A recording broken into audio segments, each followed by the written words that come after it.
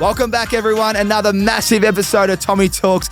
This week, we are joined by Brownlow medalist and premiership player from the Pies, Dane Swan. And what a story this is. Another Calder Cannon boy, a very loose unit at that. He maximised his career on and off the field, has some of the best stories, and you'll hear all about them. We also get into the Brownlow and what that was like on the night. We talk about off-season travel, all the Vegas stories you want to hear. And we're joined by his boss, Aaron Ramsay. Just a little feature at the end, the head of KPI Construction. Tune in, you'll love this one. Aces, I know I always go on about the Rixies, but I got huge news. We have all our styles and colours restocked on the website right now. It's been months. We ran out of stock, but we're back. Get online, grab some sunglasses at rixeyewear.com.au right now and use our little discount code ACES if you want a 20% discount code on the house. Righto, let's get into the show. Welcome back, everyone. Another episode of Tommy Talks. We got royalty in the building with a special guest later to join the pod. We got a Brownlow medalist, the superstar Swanee in the building. How are you, mate? Good, mate. Am I looking at the cameras or look at you? Oh, you can look at me. Look at you. Unless you're looking down the barrel, like addressing, you got a speech or anything before you start? No, I'm good, mate. I'm good. I'm happy to be here. Representing KPI Construction Group as well. We've got the sponsor right behind you. Rama will be very happy with the work there. Working today, so this is some at work. Is this a working day for you? Thursdays, yes. So what's Rama say? Come on, mate, get the brand out there. Get on Tommy Talks. Yeah, basically just tells me he's my boss, unfortunately, for today. So one day I have to listen to him. So, So what's it like when you clock off back to normality? Back to ignoring him. Very good. We're going to talk about life after footy and the transition and how KPI has done some amazing things, not only for you but for everyone. But I'm not transitioning. No, not you, but AFL into the real world. Oh, okay. Well, it's not a Brucey Jenner's operation. Well, listen. There's anything wrong with that, but I'm Is it Bruce Jenner? Is that his name? Caitlin Jenner. Yeah. Come on, yeah. So, I'm not, but I'm quite happy being who I am. Yeah. Anyway, Swanee, let's get into the pod. Actually, before we start, the Tom Brady roast, I was just thinking about that.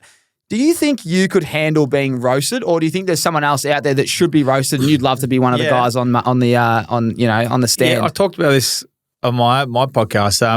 I don't think Australia's ready for a roast like that. Like I'd like to be roasted, but I think Sam Newman, could cop a roast. Could cop a roast. I think he'd be very good. I think we're a bit too precious in this country, but I don't think I'm obviously nowhere in the stratosphere of Tom Brady, but I think someone like Sam Newman could cop a roast. I think there's too many precious people here that would get offended. But the roast, there's so many gay jokes, and Gronk copped it all about being disabled and mentally unwell, but it was all done in good spirits. It was all very, very funny. There's no line on a roast. It's the one night where you just got to lean right, don't you? I think Brady said the only things are off limits were his kids, which is, fair enough. Yeah, so, and maybe Kraft. He wasn't happy with Kraft. Yeah, exactly. Giselle copped it, he copped about his wife and all that. So, it was brilliant. He copped it hard. Didn't he? And was how he should. 3 hours of just getting drilled for 3 hours, not the kind of roast I enjoy. Or you're more of a Sunday operator. They're that kind of roast. Yeah. But I think it would be good here, and whether we have enough comedians to be able to pull it off. I was thinking Collingwood. Say for instance, I did it, or you have Peter Hellier, he's Collingwood man. Tommy Little, he's Collingwood. Daisy he'd be able to get up there and crack a few gags, I'd imagine. Yeah, Dale Thomas. Because you need teammates as well. Yeah. They did a really good job of teammates, coaches, whatnot, and then comedians. Yeah, the comedians would write the teammates jokes and stuff like that. But apparently Gronk wrote his own and just was going off, wasn't reading anything that was on the teleprompter. Oh, just started just off the cuff. Yeah. He's a funny man. He's a big meathead, but he's very funny. But I thought the roast was brilliant. Everyone was most people were really, really good. You could probably get a Kevin Hart as a that would. If Netflix is doing it, you'd need to have one superstar involved. Yeah, who would be the superstar here that would host it? Who's the... Yeah, no, you're asking the wrong man. If it was a Bulldogs man, Chris Hemsworth, could he host it? Yeah, maybe. You'd need to have a big name. Yeah, Hemsworth would be good. Like if Bontempelli was getting roasted or something. I don't think he'd be getting roasted. Yeah, I know, yeah. But you kind of need someone who's squeaky clean because, like, if you're not, they're not roasting you. They're just telling them the truth. Yeah. They're just fucking bagging you. Yeah. So a squeaky clean operator. Because then, like, you can pick fun of them when they got no skeletons. Who would be the biggest name you'd love to see roasted? I'd like to give Pendlebury a roast. Because he's such a clean operator. Exactly. He's done everything properly. Yeah, he's got to have some skeletons. Like, it's the blokes who have skeletons that would be worried. So shit yourself, you know what I mean? Because the blokes have got nothing to hide. They can come out and how all the jokes are in good fun and in jest. Pretty funny, yeah. If you're a comedian, you could almost just run with whatever you want because you've got the stand. You can say whatever you want. Yeah. Like, there was Hitler jokes and stuff like that. Oh, like, it's ruthless, wasn't it? Yeah, absolutely. Like, so many gay jokes and, like, retarded jokes, like, which all, if you said that during, like, just everyday life, you get cancelled. But, the comedians and roasts sort of have a certain freedom and flexibility to say I read an whatever they article. want. They reckon it could be the last roast we'll see at that level. I don't know. I just read this article saying it was the best roast we've seen in a long time with how everything's changed and whatnot. And, Tom Brady, geez, he's been everywhere since he's retired, hasn't he? He's done it all. I wonder, do you reckon you'd need to go see a specialist after a roasting like that? Or do you reckon it'd be a bit cleansing, like, all right, well, it's out there now. I'll move on and I'll go commentate. Don't know. He's done it all, I guess. So, and he's the GOAT, so, like, you can't really argue with him. Like, Mahomes very well may end up being it, but he's kind of untouchable. He's untouchable during his career, and I think this is the chance for everyone to give him away. Maybe a Michael Jordan roast would be one that could up it. Because that would be an elite lineup.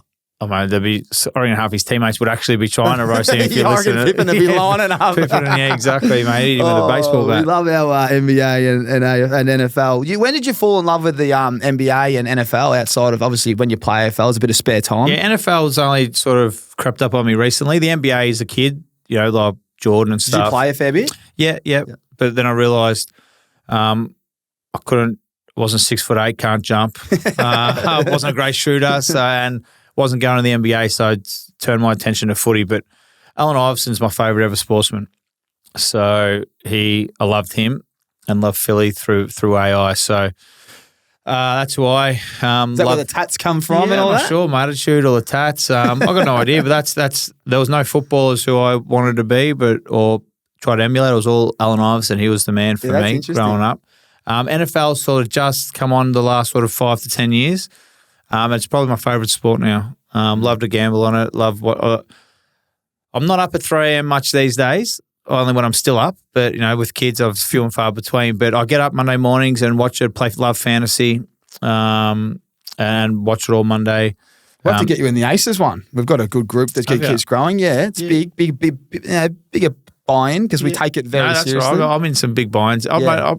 I couldn't do it if it wasn't funny. Because what's the point? What's the point that's my theory on this one. I don't care if it's $1 or 10,000. Like, as long as there's something invested, it needs to be a reward. Of course it does, because you spend a fair bit of time on it. Oh, there's a lot of time involved, and you get fucking frustrated when your players going no good. Yeah, especially when there's a bit more of a buy-in at the start. And you go, I've just lost me first 2 round picks, first round pick and second round. Do you play Dynasty or? No, I'll do in one, but don't like that. I love the redraft every year. It makes the draft more exciting. New players come in. A lot of players are trending. Some aren't. Some are gems that people aren't thinking about. Very good. Well, we'll get into the footy. Everyone listening who wants to hear about you. You've done 1,000 podcasts, so we'll ask a few different ones. But I guess just early days. We're both Calder Cannons boys growing up.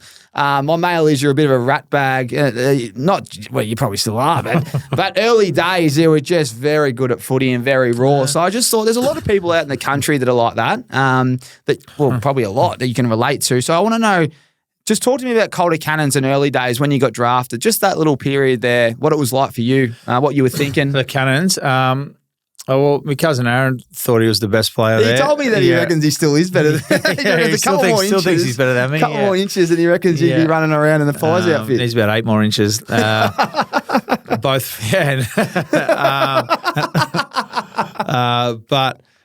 the Cannons, I only went down there as a 17-year-old, so I played in like their combined sides and 16s a little bit, but I was always an okay junior. I was never the best. The first best and fairest I ever won was at Collingwood in 2008. So it wasn't like I dominated as Tom Brady job. Yeah, it wasn't like I dominated as a junior and like just soared through the lower grades and became an AFL star. Is that because you weren't like trying as much? Yeah, a little bit. I never took footy. You'd probably say I never took it seriously when I was playing AFL, but what I played it because I'm 40, so I played sport basically because there was no internet. You know what I mean? There's no online. You had to be outside, so you play outside, and we all love sport. And I played it because I enjoy doing, love being around my mates and having a kick. So, and there was no online gaming to go inside and play all day. So you had to, no online porn you could look at all day on your iPhone. You would have the portable DVD player, I reckon. Absolutely, yeah. So I just played it for the love of the game, and I guess the other thing was because I wasn't a great, I made the EDFL combined sides and as a bottom age and sort of as a top age, things like that. But the other probably reason why I was never told that, you keep going, you're going to play AFL. And I was never, I'm not, what am I, just under 6'2", now 6'1" and a bit. So I wasn't a massive kid and wasn't tearing games apart. So no one was ever like, mate, you keep going, you're going to the big leagues. It was just do what, I was never really told anything. So I just played it and just gradually got better. Went down as a 17-year-old at the Cannons. So I never thought I'd make the list, made the list. Never thought I'd play round one. Played round one. I'd come from West Meadows, not an ounce of professionalism. And as you would know, you got drafted a lot later than me. The kids these days, they walk in and they're professionals. Yeah, media trained, everything. Exactly. I walked in Collingwood in 2001. I was a kid from Broady, moved out with my mate Kate, and had no idea what was going on as a 17-year-old. So it took years to develop whatever level of professionalism I had. So, and I got dropped halfway through the year of the Cannons. This may shock you for having poor attitude and and not really getting a kick. So, mate, to think that I would get drafted at the back of that year when I was going just and being dropped halfway through the year, it was crazy. So I just figured I'd play as a top age, play again at the Cannons, and we'll see how we go in the top age. So, but I played 3 good games that year. Played 3 good games, the other 3 finals. So big games. Yeah. So Mick always said how we looked at. He actually spoke to us on the eve of the finals down at the Cannons. Yep. So I had the Collingwood connection, and he basically said how they look to draft kids, and how we view kids is how they play in big games, and there's no bigger than obviously finals. So forget what you've done during the regular season. We're just going to worry about what you've done during the finals. Now, this is when the TAC Cup was curtain raisers to the MCG. So my 3 games were on the MCG. So maybe I was just waiting. My body was just waiting to get to the MCG before I started to find the footy. So, mate, in the 3 finals, I averaged over 30 and kicked 10 goals in the 3 finals. Amazing. So fuck knows how I did that because I was averaging about 12, 13 during the regular season. You playing on ball? Sort of wing half forward. Yeah. Yeah. Bloke got hurt halfway towards the end of the season. They moved me from a forward pocket up to the half forward wing. Amongst the ball. That's sort of where it took off. And then, mate, I didn't go to draft camp, didn't go to a thing called a state screening back then where 2 clubs had to nominate you.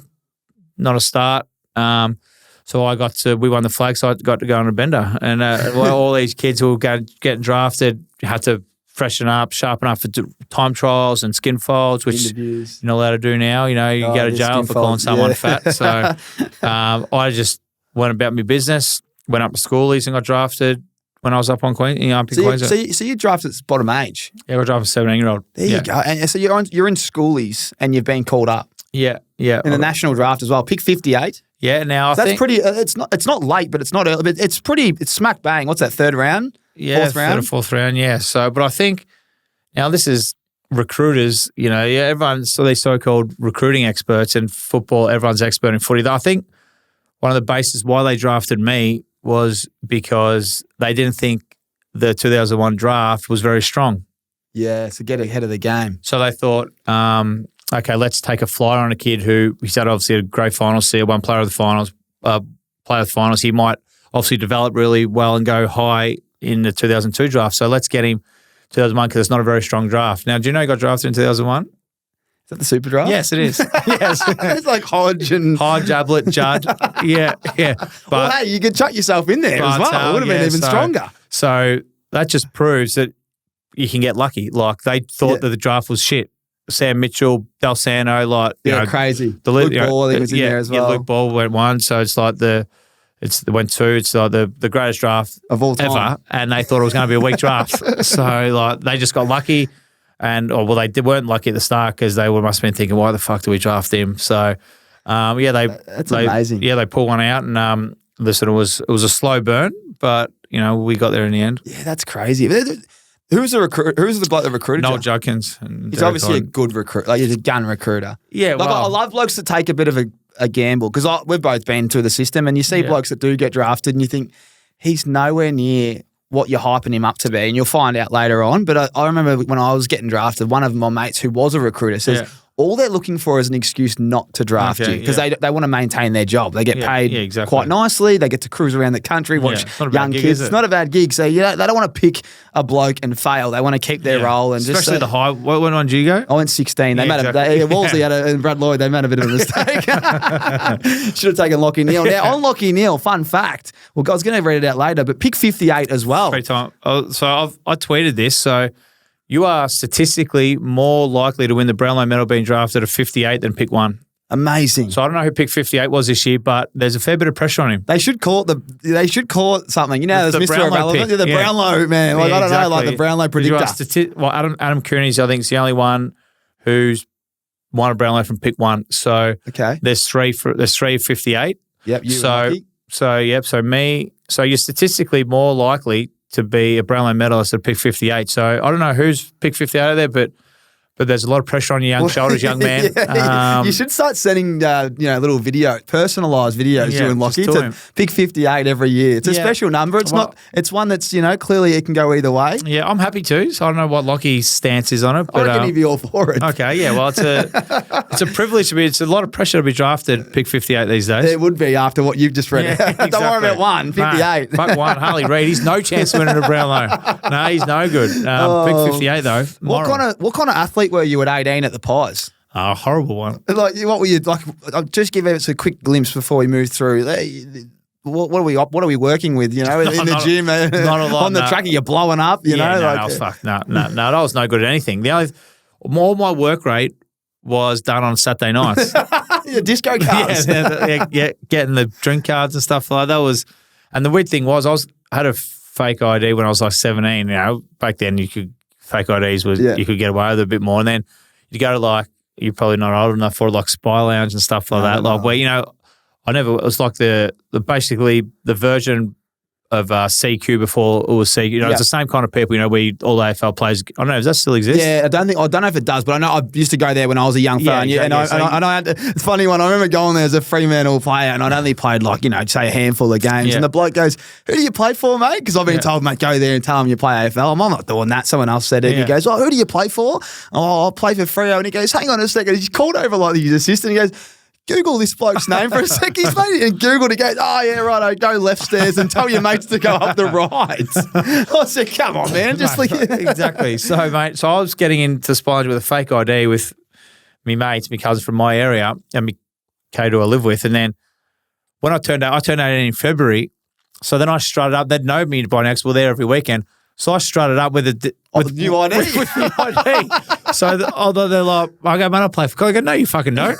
Mate, we see you here all the time. You're 24. And I'm like, "Mate," pulled out my new ID 18 2 days ago. So, mate, hand it over. So I had to give up the gig that I'd been sneaking in as a 17-year-old, but I was like, I want me fucking 5 free drink cards. So that's what I had to do. So that's gold. I remember I got me fake in. I was 26 as well. It was like a smeared photo.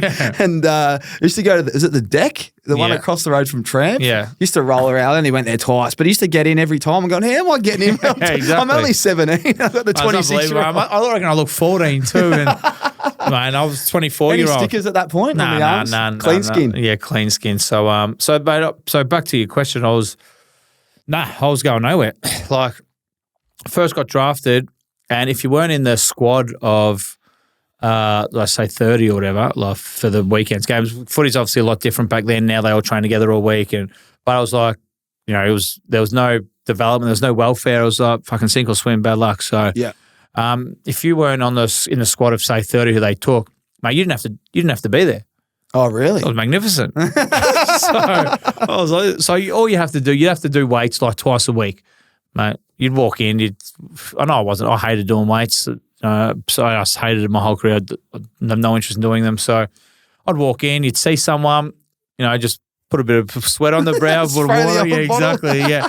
Do one set of bench press. You'd walk around. I'll be in your line, then you'd leave. And you have to train at Williamstown on Tuesday, Thursday night. That's the seconds. Yeah. So the second, which was Collingwood reserve. So I basically had all day, every day to do nothing.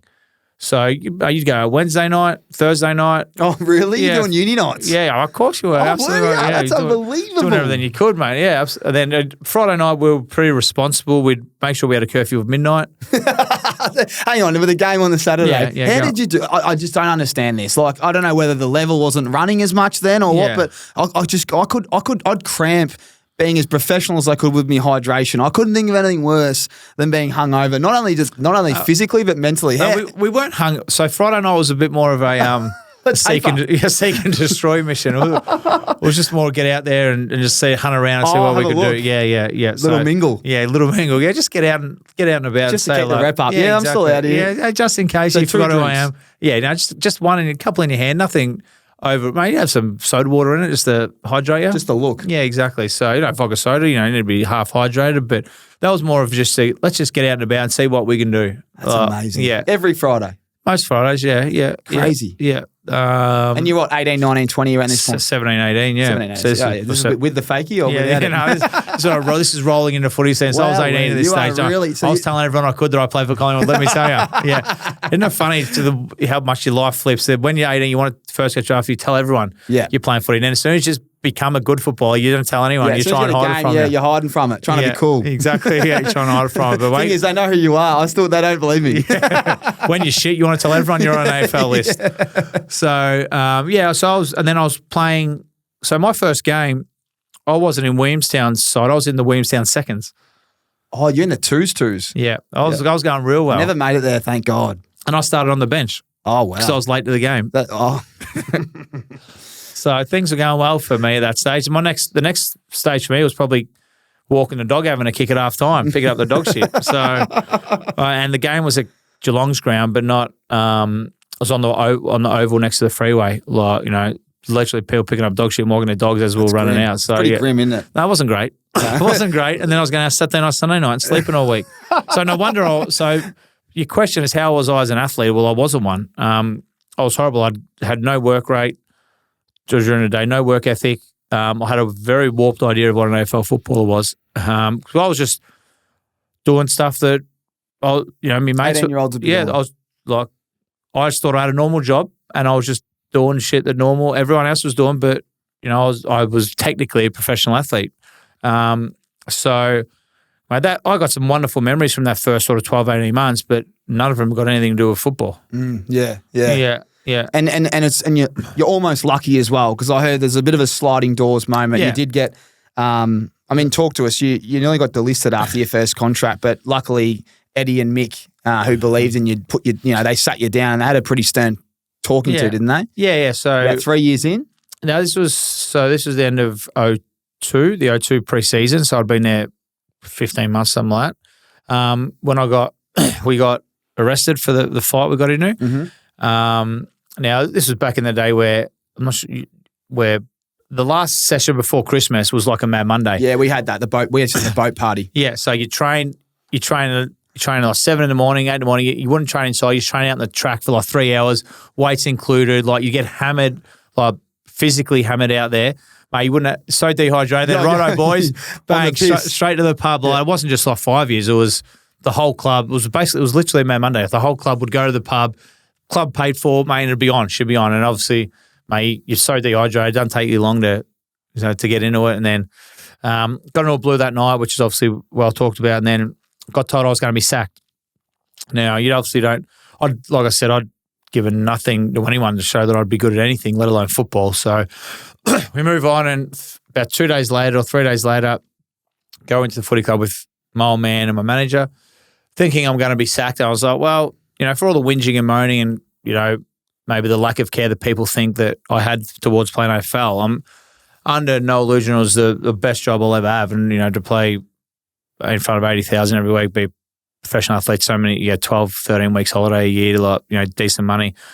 It's a great job. So I walk in and think, well, I fucked this up. And school, I stay in school, kids, but wasn't real keen on going back and furthering my studies, I must admit. Yeah, uni wasn't for you? No, it wasn't really for me. What do you reckon you would have done at uni?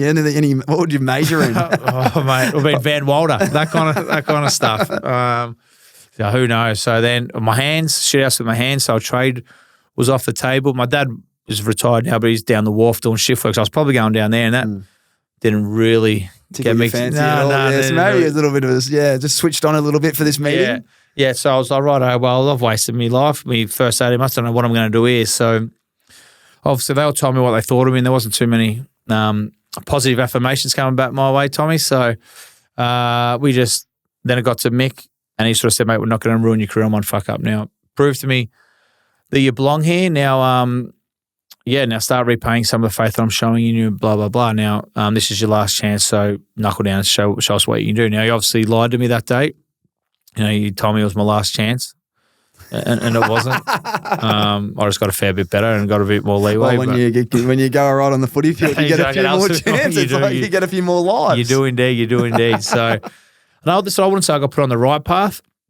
I'd say I got put on a righter path than what I was on. And then this was the 02-03 pre-season. So, but I didn't really get going until about 06. So it still took a while, but you're still young. Yeah, and I was just very lucky. Like 02-03, they played in the grand finals, obviously got beat, and then they bottomed out. Or we bottomed out, went to the bottom, and then as you know, clubs at the bottom, what do they have to do? They have to play the kids.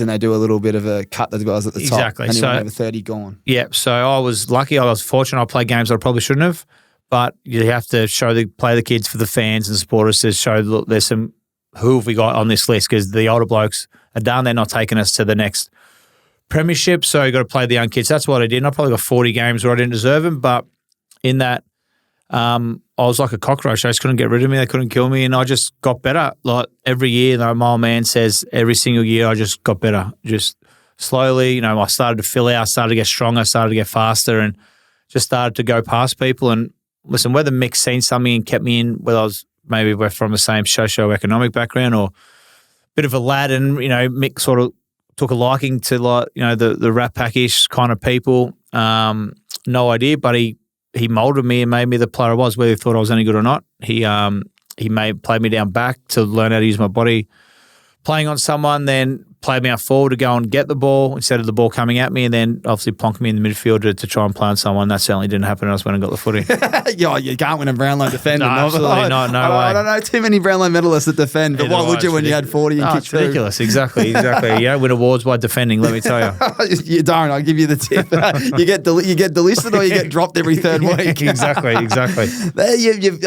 It's fascinating stuff. As you said, you got that second chance and a few more after it, but you probably you and Mick's relationship would be as tight as it gets, I'd imagine. Yeah, so we actually met on Grindr.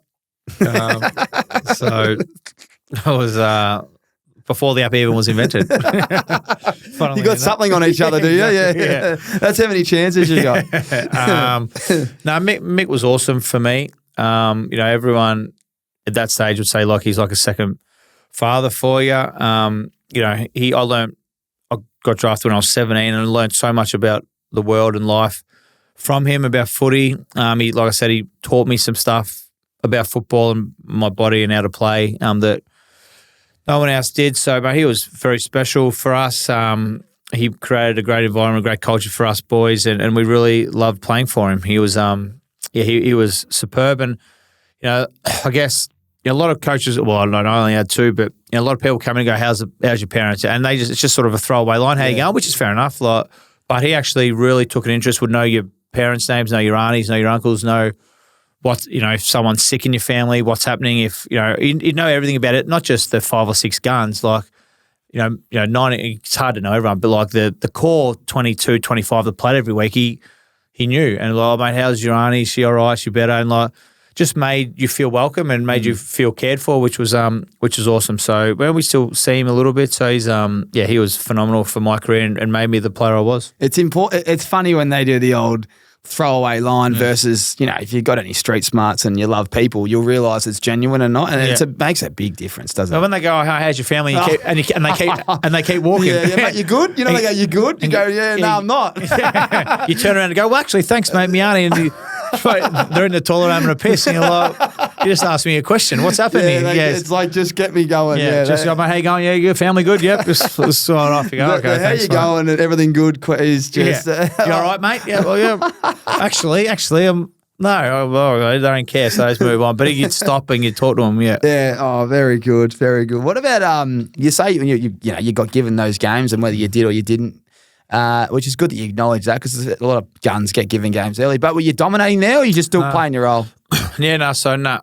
Because the reason I ask is a lot of people out there going, Dane's just throwing away these lines. He won at Brownlow, he would have been dominating. But there's a genuine you generally have to learn how to play this game for a while, don't you, before you start dominating? I certainly didn't roll in like Harley Reid or Nick Dacos or Chris Judd. So I played 0 in my first year, 3 in my second, and they were just in, drop, Yep. 13 in my third, so I started to get a bit more of it.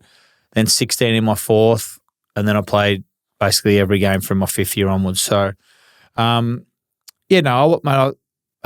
footy back then, he started on the bench. Like you played 4 minutes a quarter, 8 minutes a quarter. That's so grim. The rotations that weren't a thing. I was just getting a match payment. I was just happy to be out there, What's the payment back then? I think it was 2.5. Oh, that's pretty $2 decent grand, still. yeah. I think that's my payments were my last year. That's with the COVID Yeah, cuts. don't worry, man. I was ringing up to get me pay forwarded about 2 weeks before the... Especially when you're going out 4 times that's what a I mean. week. Yeah, you'd have to ring up, but they didn't have to stop doing it, I think, because we kept... Man, I got about 6 months pay in about 2 months. So, man, I was living on bread and water for about 4 months there. Yeah, tuna and rice for the back end. Exactly. But, so I was playing down back. I had 5 kicked on me 3 times. Who were they? Uze, He was a gun. You forget how good he was. Yeah, Uze kicked 5 Did he on sit me. on your head as well? No, mate, it was a tough 5 too. Let me tell you, I tried everything I could. Was he kicking it from the boundary and everything? He just outsmarted me. Mark, fuck's he gone? He come out and lead and hit him. Yeah. The guy from the Bulldogs, Matty Robbins, the little nugget. I think it might have been his name. Yeah. And Paul Medhurst actually kicked 5. I mean, I ended up playing with him. Yeah. Yeah. Where was he at? Freo then? Yeah. Freo? Yeah. Yeah. So the one against Uze, I started crying after the game. I was like, this is fucked.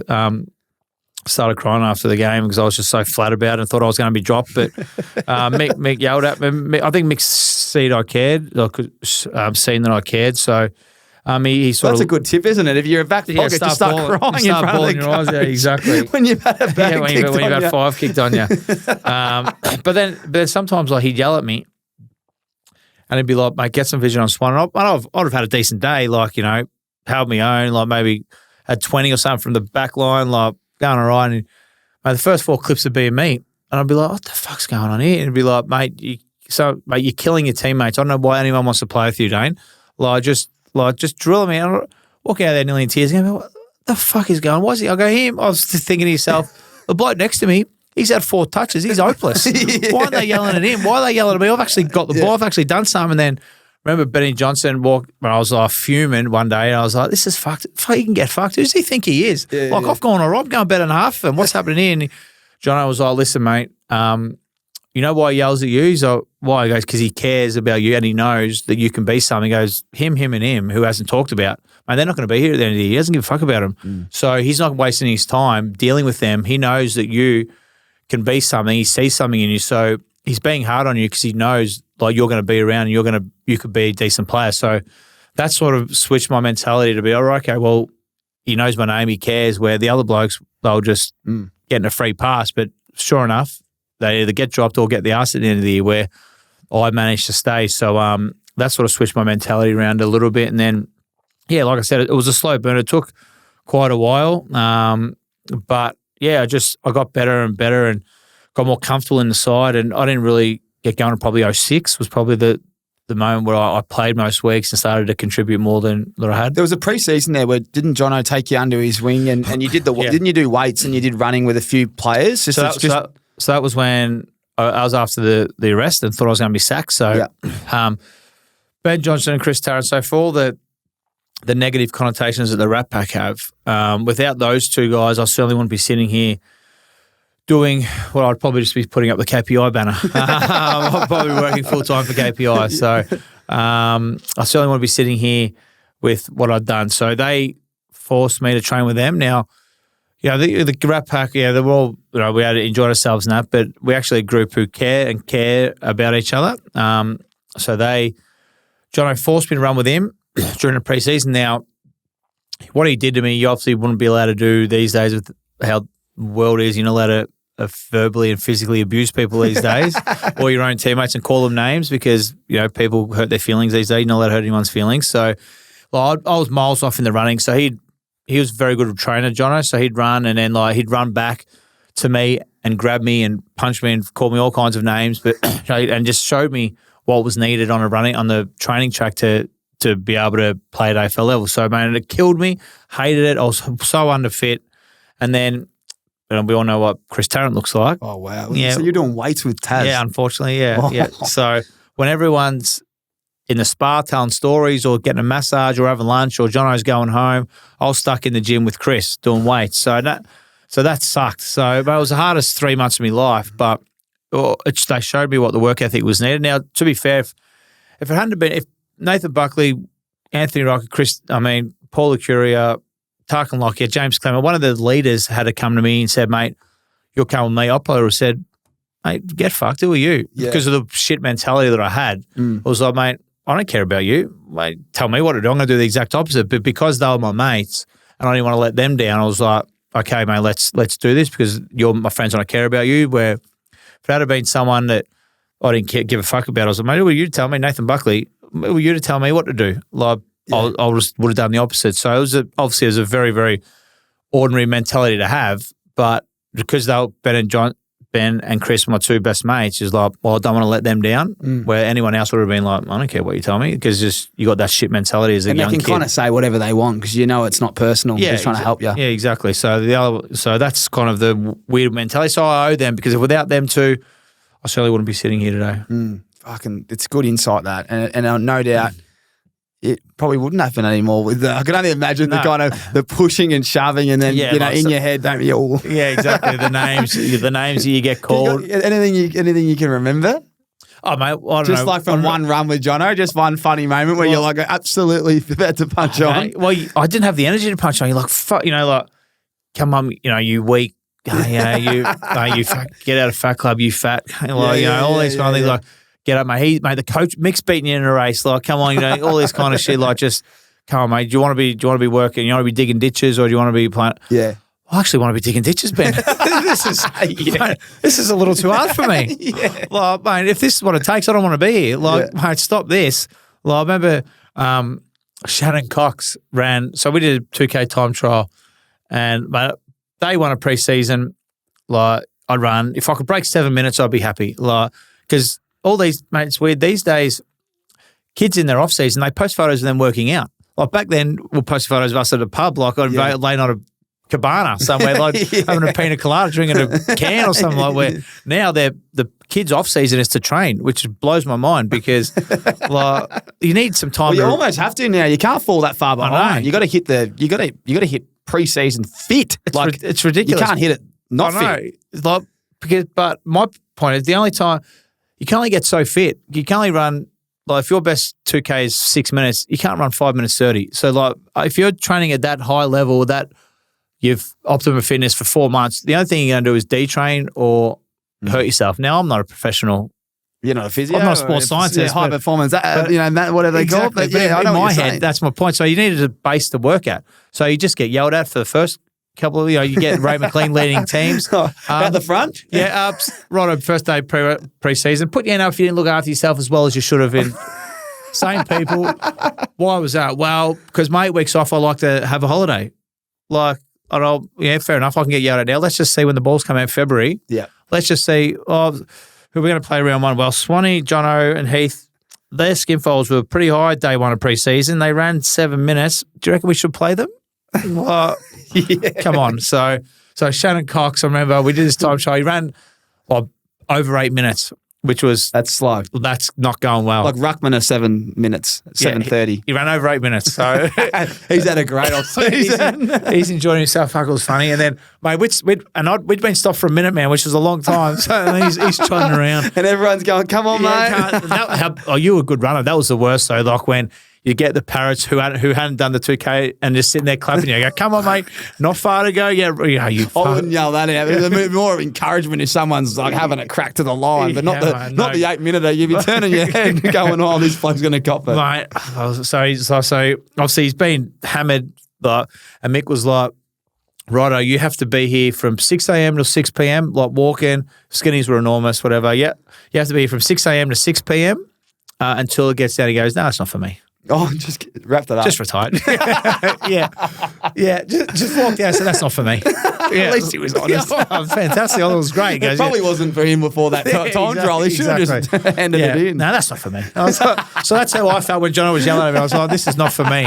Like, this is absolutely not for me. This is too hard. Like, when your body just full cramping, like you collapse on the floor. And then, did you get the heroes like hands off hips? I hated that because I remember Robert Harvey used to do it, and he's the best runner, gut runner of all time, and your natural instinct. Ben Cousins as well. And apparently, I think that I remember I had a great relationship with one of the boys at the Giants. There's a strength and conditioning guy, Alex Natira, and I used to hate compression skins. I used to because they make my body real warm. Yeah. So I used to talk about how that's a myth. Yeah. I used to talk about ice baths and how I used to love them when I needed them. I didn't like doing them all the time. Yeah. And then the other one was what you just said, and I think he sent me an article not long ago about.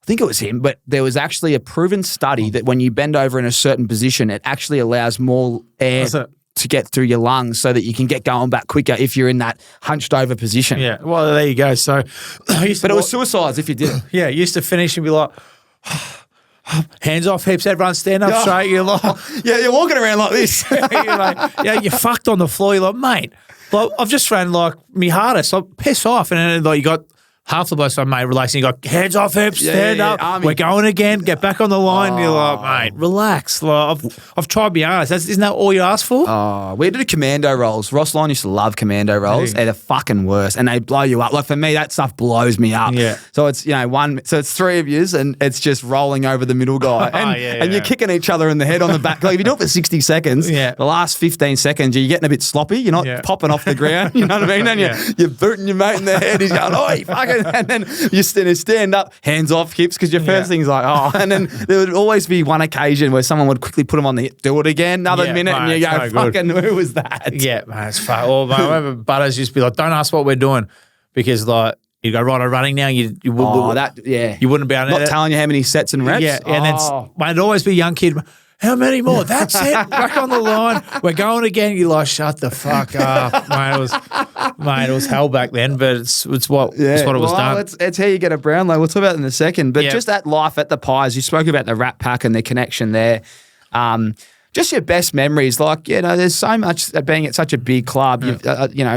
Just your. What do you miss? What do you miss about playing? Yeah. Like, we talk about the unprofessional side, mucking around, but you were fucking pretty professional in the end with your work rate and all that, and your knowledge for the game. And no doubt there's things that we don't know inside. But what do you miss about being a professional athlete at the Pies? Yeah, well, just before we get on that, so one of the talking about how good I was when I first came into the side, Mick, I'll never forget it. The runner he'd always make me pull my socks up, and a bit like you with compression, like I feel like my calves would get tight, and I couldn't. Not that I was an elite runner, but I have to pull them down. I reckon the runner came out 3 times a game.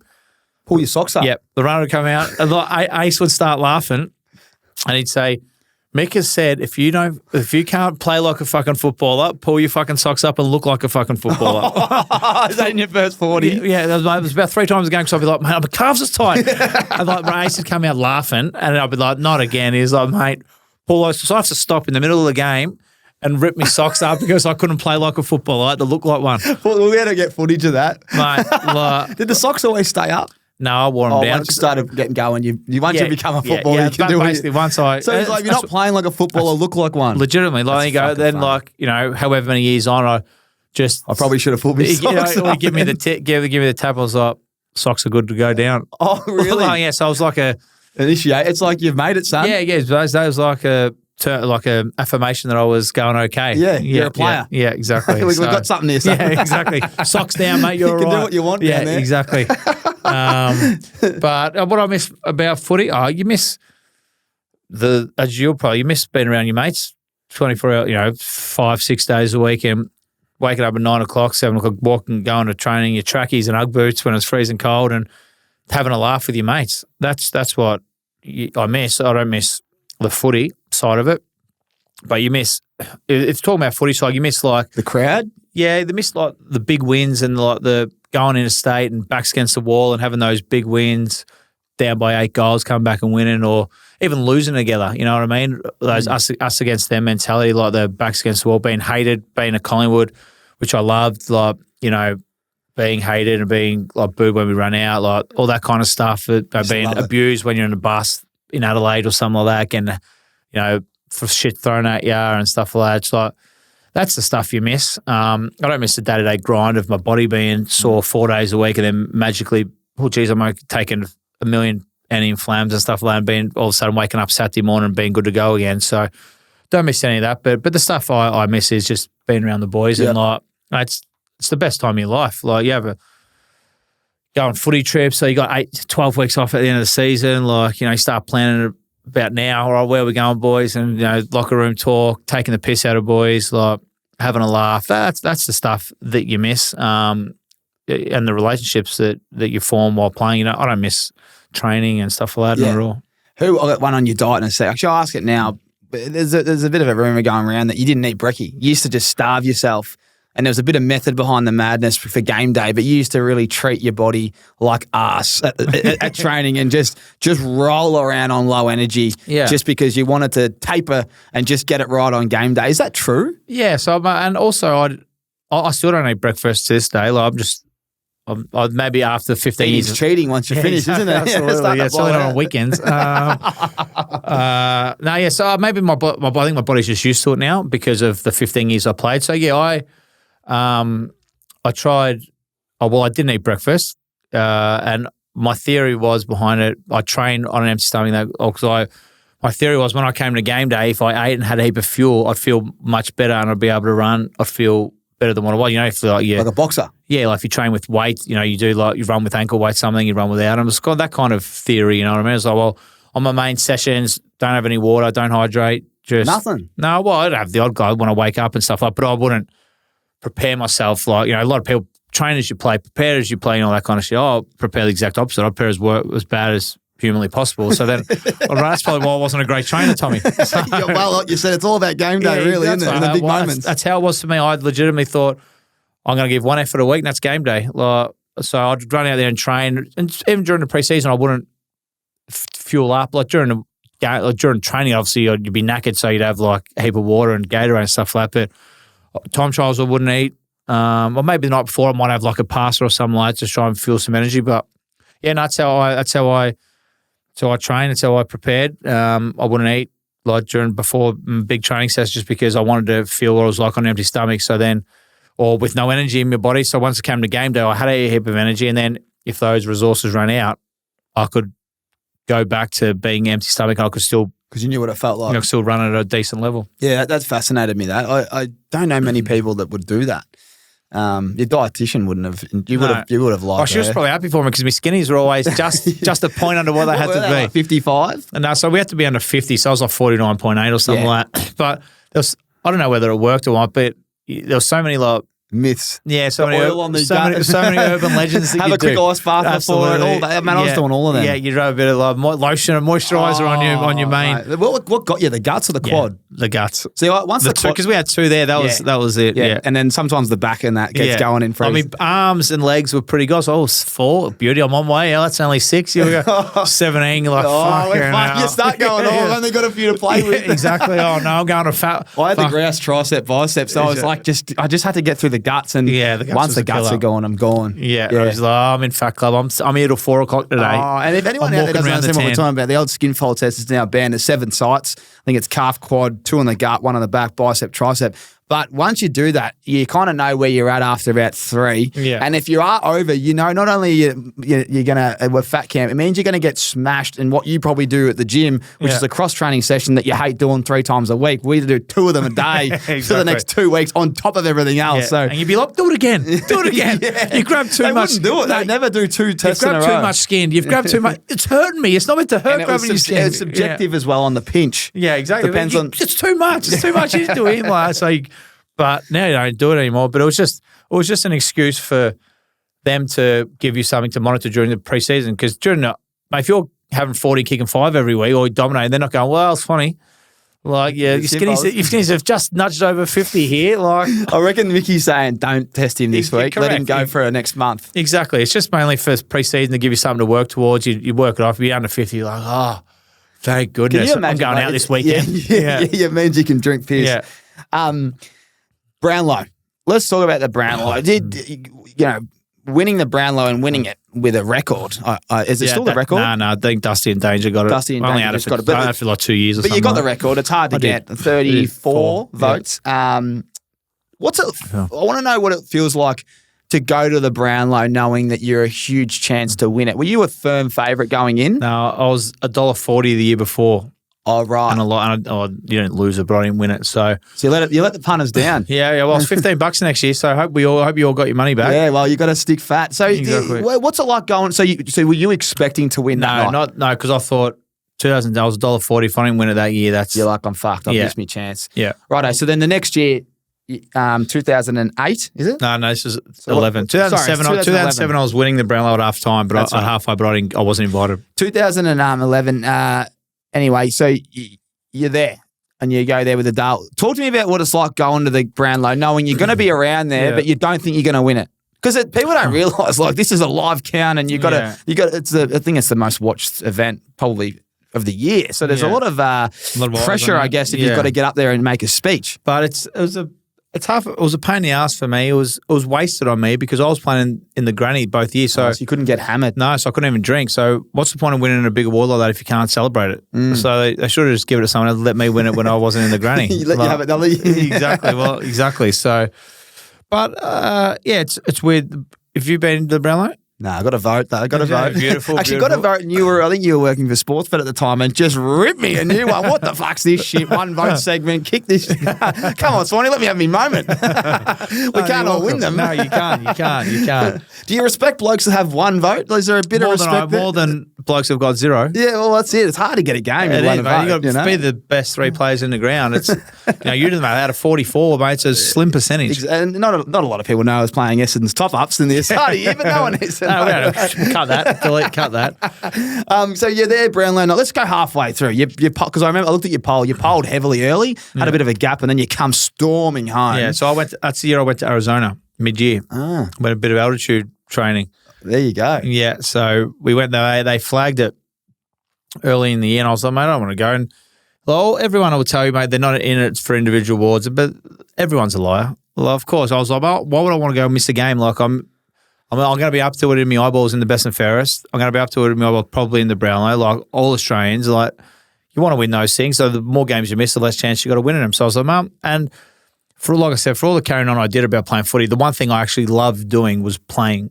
The 2 hours a day, 2 hours of game day was the 2 hours that I loved. Because we were good side, I was going well, and playing in front of 80,000 around was the best. Like the rest of the week I could leave it, but game day was the one thing I loved. So I was like, no, I don't want to go. Why would you take me? But then early in the year, I had a heap of just little niggles. I could still get through, but I had like nick in my quad, I had a bung shoulder, and I had something else going on. I just couldn't go, and I was like, right, I need a break. Let's go. So me and three others went to Arizona mid-year, like for altitude training, and for about 10 days or something. Went over the bye, then missed the Kings, or whatever, the Queen's birthday game. Big game. It's a days. Yeah. Well, it was a big game for them back then. It wasn't so much for us. another game for you boys. Yeah, well, that's why it's their grand final. It's their grand final because they're obviously going shit back then. So, it was their big game of the year because they were going no good. So it was a Monday. It was the worst day, mate. It's the worst day of the week to play footy on, mate. Monday. Working on a weekend. Exactly. You got to so you train on a Sunday and a Saturday. It's like, mate, this is the pit. Going to train on a Sunday and having to go on the track is horrible. Just mentally, it didn't feel right. It's a very weird feeling. Yeah. It's an isolated feeling. Yeah. You realise that you're living a different lifestyle. Exactly. It's no good. So and then playing on the Monday, like usually when you're playing on the weekend, like you wake up, it's like weekend TV on. You got the footy or the basketball or something. Monday, you're like. Fucking you got Kerry Ann Kennelly or something. Well, trying to watch her eating your Fruit Loops. This is a bit odd. So Fruit Loops. Yeah. But yeah, so I went away, went for 10 days. Now, whether the altitude made a lick of difference, I'm not sure. We could have went to Byron Bay or the Gold Coast. Vegas. Well, that would have made a difference. I certainly wouldn't have came home like I did. But I think it was more beneficial, whether the altitude, I'm not sure the altitude made a huge difference. Not like we flogged ourselves. We just went up there, bit of rest. Well, we trained in the morning, do some weights, do some training, go on a hike, but it was pretty laid back. But I think it was more just getting the sun on your back, getting out of Melbourne, getting out of the fishbowl, and regenerating for 10 days or something, and come back, felt amazing. Not that I can get tan, but they had a little bit of colour. And then obviously the last 10 games of the year was probably the best 10 I played in the best patch footy I played in my life. So, I knew. Nick Maxwell said to me, he hit me about round 2 or round 3, and I played against the Bulldogs, and I had 21 and kicked a goal, and it was like I think I might have been 7th best in our best. I think got like the minimum votes in the BNF, so I didn't kill it, on the. Oh, you haven't been in the Brownlow, sorry, mate. No, but I've seen the TV, the charts. Yeah, the chart, yeah. I probably know more about it than you because I watch it on television. Yeah. So everyone gets the you get like these the predictors, like best bets at the races. Oh, it's like the top 15 or something. It's got all their games like hot, not chance for a vote, and I was like not getting a vote, and I got 2 votes that day, and Nick Maxwell hit me and goes, "Mate, you're home." It was round 3 or something. I was like, mate, he's gone the early crow. Yeah, I was like, shut the fuck up. He's like, mate. And they reckon it's not the votes that you expect to get. It's the votes that you don't expect to get that help you win the Brownlow. And I was like, man, this is a miss. But next game I've had 35, whatever. I'm going to get votes that day. Bang, mate, you're home. I got 2 votes. And he's like, mate, you're home. So then I was like, geez, mate. So then I started sweating and stressing the whole. Oh, it's a stressful watch. Yeah. And then because I think Del Santo and maybe Mitchell were coming behind. Yeah, they were up there in the charts when I had a look. Then I polled votes late, which in the last 2 rounds they couldn't get me. So you knew you'd won it with a few to go. Yeah. What's going to you? That's what I mean. What a lot of people wish they were in that position. It's intense. Were you shaking a bit? Were you nervous? No, I wasn't shaking. I don't know. I felt weird. It was like from where I'd come from. I was like, I can't believe I'm winning the Brownlow, but. So in my head, I was like, I'm going to have to start thinking. But I was sober, so I was a bit. You could speak? Yeah, so I could speak. So I was like, shit, I'm about to win this. This is a weird feeling. I don't know how, but I was. You can't act too excited, can you? You can't act because you go, look at this. Well, you got the granny as well, so you could if you probably didn't have the granny. You're like, this is amazing achievement. You're carrying on I can't be hooting and hollering like, I'm playing in the granny next week. So you got to be real subdued and like, this is. No, and it doesn't mean a lot to me, the winning the Brownlow. I don't believe it's an important medal anyway. That's because you've won a granny. Yeah, no. I agree with you, though. It's an individual award. No, I'm sorry, out of all the individual awards, I rated it low than some of the others. Yeah. Because... Well, you wrote the Players Association one. Yeah, I've won that. The BNF in a premiership year, I think, is pretty important. Best in finals. I think the player in finals, the coaches award, the players. I think the Brownlow, the umpires have a very, very tough job, very hard job. I understand that, but does anyone think they do a good job? At what, the votes? No, at umpiring. So then why do we think that they do a great job? I find it fascinating that umpires do the votes. Yeah, absolutely. Like in terms of if you want to completely nail who 3-2-1 is on the field, I don't know. I don't think I could do it if I was an umpire. I'd be missing things. Exactly, and you can't take it off them because it's tradition and you might as well. You can. But then it's not the Brownlow. It's like you have to call it something else. You know what I mean? Like it's tradition and it's like it'd be something you have to make a whole new award. So, I know what they don't. Like Jason France got 3 last year, and 4 clangers and 11 kicks. You know what I mean? So it's like for me. The Umpires Award doesn't. I'm still flabbergasted that it's none of us, and I understand they have a very, very hard job, and I wouldn't want to do it. And it's great that they do it, but everyone abuses the umpires. Good, bad, it's just the way it is. But so then we get to the Brownlow night, and we love the winner because the umpires vote for it. It doesn't make sense. It's like and no one leaves the MCG and goes, you know what, Tommy, those umpires. Geez, they exercised some great judgment today. They were fantastic. And I think whoever they vote for is going to hit the nail on the head. No one does. So while we get to Brownlow night, we all of a sudden think, wow, this is the greatest player that's ever played the game. In my head, it's not. But it's just a big night. And because it's black tie, it's all dressed up. They make a big song and dance about it. But for me, I should have won 3 anyway. But it doesn't really matter, mate. Well, I do have some mail here, and we won't talk about the player name. We'll keep it under wraps, but I know the name, and I think you do as well. But you should have won 2, but you were given an imposed 2-game suspension for drinking vodka in a water bottle. And those 2 games you missed cost you a Brownlow. Now, you were lagged on by a player to the coach. I think Nathan Buckley was coaching at the time. Yeah, thought I got away with it. Does that still burn knowing that you would have won, like being a 2-timer? Yeah. And talk me through the vodka in a water bottle. What were you doing? Oh, well, that's a separate incident. Is that true, that story? The vodka in a water bottle. Oh, so I've got the mail wrong here. They're both correct, but 2 separate stories. 2 separate stories. So the vodka water bottle one was at a house party.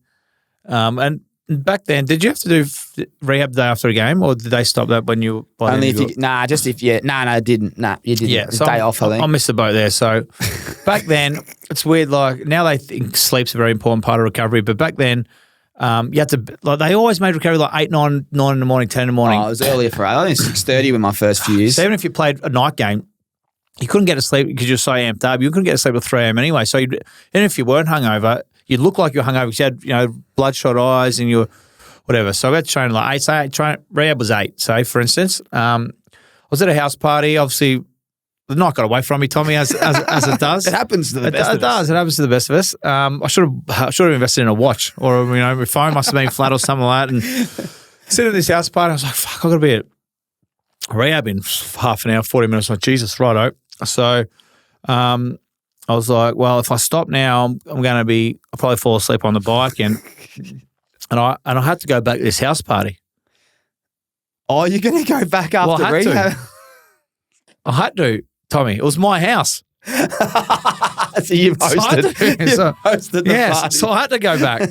So I was like, well, I'm going to have to keep going. Hey, boys, you can stay here. So I was like, what am I going to do? So I was like, well, I'm going to have to just tipple myself up. So I looked in the coloured Gatorade bottle. So I was like, obviously plenty of alcohol there. So righto, I'm just going to have to keep on keeping on. So I poured, a healthy mix. Is it a Gatorade vodka operation? Yeah, Gatorade vodka operation. So no one would know. No, we can't smell. You wouldn't smell? No. Vodka's a smellless. It's a smellless crime. Odorless drink, they reckon. So I was like, righto. So got on the bike and had the Gatorade. Now I was doing the bare minimum, just trying to avoid everyone, furthest away bike. So I just let someone see me on the bike for a couple of minutes, and then I'll jump in the water. And then you're out of there. Then I'm out of there. So I'm on the bike, and I think Pendle's come and sit next to me just to talk about the game. And so I was like, fuck, if he has a drink of this, like I'm in it. Give me that, man. I'm a bit dry. Yeah. So I acted like I had COVID before COVID was a thing. So he wouldn't go near me drink, and I got a bit chesty today. Yeah. So he stayed away from me, jumped off the bike, and then down the Gatorade, jumped in the water for the bare minimum, jumped in the shower, and then had the other Gatorade in the cab on the way home back. I didn't drive. I'm sensible, so I did, jumped in a cab and drove back to the party. They've run none the wiser. Then how'd they find out? No. So they didn't find out. So this was just. That's just a great story. Yeah, so you got to and then back into the house party. Yeah. There so you go. None the wiser. So and what you roll back in and say, right, turn it back up. Exactly, crank it up, boys. Yeah. So this one. So there's a tip for any of the young kid who wants to keep going during recovery. Yep, there you go. If you want to continue, get the Gatorade bottle. Exactly. Do 2 things at once. Hydrate. Exactly. Yeah. So the next that one. So that was 2011. So. No, that was 2012. So 2011 I win it. So I did get suspended for 2 weeks. I missed 4.5 games that year. I hurt my hamstring early in the year, and I think I had about 19 and kicked a goal against Geelong halfway through the second. So I was getting a vote that night. I'd probably be stiff if I didn't. Yeah, you'd be humming. Yeah, I missed 2 games. I lost by a vote that year. But Joe Watson wins it. And I still think he should have it. I think it's too hard basket for him to give it to someone else. But Mitchell and Cochin get it, and they finish a vote in front of me. And I'm missed 2.5 games with a hammy. And then back half of the year, I did commit a pretty heinous crime, Tommy. I think about it every night. I put my head on my pillow and go to sleep. I can't believe I've done such a heinous act. I went out and had a drink when we're on alcohol, man. Not good, is it? As a Brownlow medalist, they normally just slide that one under Nathan Buckley wasn't planning on letting this slide. Let me tell you, he came in and ripped the place apart, and he had his new. How did they catch you? Were you at a nightclub? I'll tell you. And I'd done it the year before when Mick was in charge. Yep. on the eve of, this is when before the break of the finals. So we did it on the eve of the finals, going on a 6-day break. I was out on a Sunday night. It was my mate's birthday. It'd be very remiss of me not to be able to go to my mate's birthday. Not my fault. He was born on that day. So I had to go to his birthday, and I was actually out with, this tells you what Essendon are all about. I was actually out at the same nightclub that Essendon were at, because they were on their end of season. They'd finished. Oh yeah, wow. They all went home before me. And I was playing in a final the next week. So Mick come in, like I said, mate, you're playing this week. All the assistants, Bucks, and they wanted me suspended or sacked or whatever. And I was like, that won't be happening. You're playing this week. And we played the next week against the Dogs, and I obviously struggled that night. I shouldn't have played. I had 43 and kick 3 in the final. So we move on the next year. Mate, 43 and 3 is outrageous. Yeah, on a 6-day break, and then on a 6-day break. Then Bucks calls us in a meeting before the pre-season even starts. I was in the leadership group and the older senior figures, and literally the very first words that he said was like, "Righto, we're going to talk about the elephant in the room." And I was like, you couldn't call me that now. You go to jail for calling someone an elephant. But he's like, Swanee, he goes, what happened at the end of last year, they'll absolutely not be tolerated this year. I'm nodding, and in my head going, yeah, we'll fucking see about that. So it gets to about 6 weeks to go, and I hear there's rumours there's going to be an alcohol ban. Now, 6 weeks out of finals. Yeah, 6 weeks. 6 weeks to So go in not the regular just a week season. before No, finals. 6 weeks to go. Now, alcohol bans, you may think that I have a problem with them, and yes, I do, but not for the reason that you would think that I'm off the piss. My problem with alcohol bans is not everyone drinks at AFL level during the year. So everyone's not sacrificing something. So it's not fair to the people that drink every week. The blokes the 10 or 15 that don't drink every week, or, have got kids and like what doesn't bother them if they have one beer or not. Their life goes on as normal. So how is that everyone's sacrificing something for the greater good of the team? It's bullshit. It's not fair. So I caught wind of this. So we got You're on the front foot with the response. I did. So had a mole inside the ranks. Yeah, in the leadership group. The mole. Yeah, had a mole. So football's a creature of habit, and we all walk into a meeting, and what time we all sit in the same spot, sit around the same people, sitting around there with my mates, and someone got up. I was like, righto. Boys, 6 weeks to go. We're all getting off the piss. We're all going to sacrifice. See what we can get out of it. I'm sure you've heard it all before. See what we can get out of this year. Let's make every post a winner. Let's blah, blah, blah. Let's see if we can achieve the ultimate. But I was like, do you mind if I say a couple of words? I would love to be in this team meeting. And they're These are the ones that go, oh, yeah. If you're on the sidelines, you're going, this is interesting. Got the popcorn out. Going, they're like, mate, no problem. But let's just run the numbers. Let's just... all just have a quick chat. So I say there's 45 blokes on the list. So there's 30 guys on the list who like to drink every weekend. Now, whether that's 6 beers at dinner, watching the footy, no one in the whole world's ever at home, no one's ever going to know that he's had a drink, or it's out for dinner, a couple of beers, glasses of wine, home by midnight, whatever, or it's a guy who wants to go out late in the morning. But somewhere in there, they like to have a drink every weekend. Fair enough. Then there's 10 blokes who are married, do married stuff, doesn't really bother them. They might have a couple of glasses or just go home to their wives and fucking cuddle up on the couch and watch a movie. Yep. And then there's people with kids who have to chase around kids all week and too stressed to be able to do anything and enjoy their lives anymore. Yeah, I've got kids now. I can attest. Yes, exactly. That's true now, right? Yeah, absolutely. So I propose that the 30 blokes who drink every weekend sacrifice alcohol. Blokes who are married sacrifice their wives, and the blokes who have got kids sacrifice seeing their kids to the end of the year. So I think that's a fair compromise. I was like, how'd that go down? Well, how do you reckon?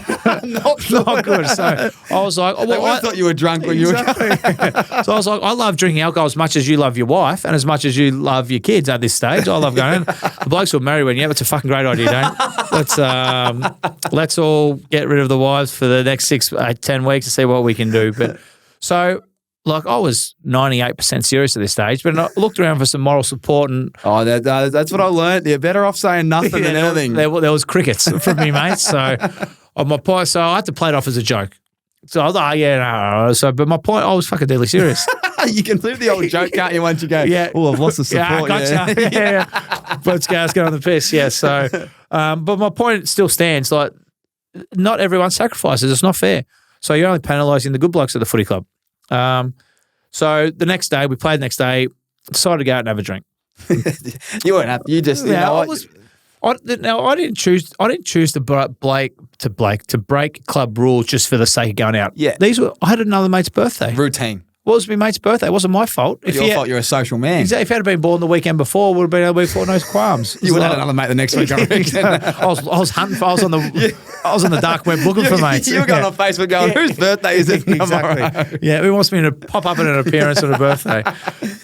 So I went out, went to the Barclay, and they were hot spot. Yeah, Simon was giving me water bottles full of vodka waters, me and Jono. So I cut around like, really inconspicuous we were. Cut around with the water bottles. Yeah. So you're rolling around the Barclay with something like this, knowing there's vodka soda in there. Drinking vodka waters. That is outstanding. Yeah.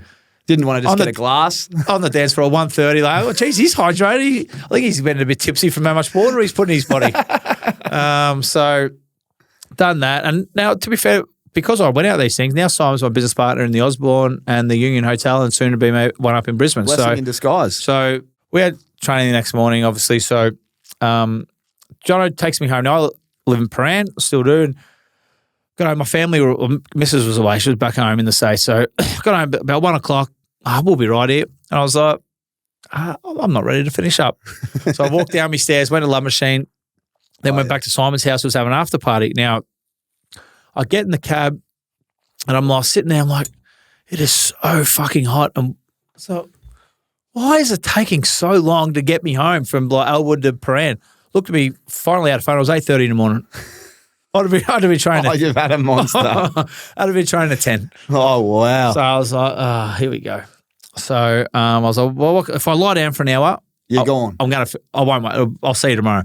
So I was like, well, I'm gonna have to keep going. So fill the hour. Yeah, so I filled the hour and got to training. I was like, I've got to get out of this. So avoided everyone perfectly.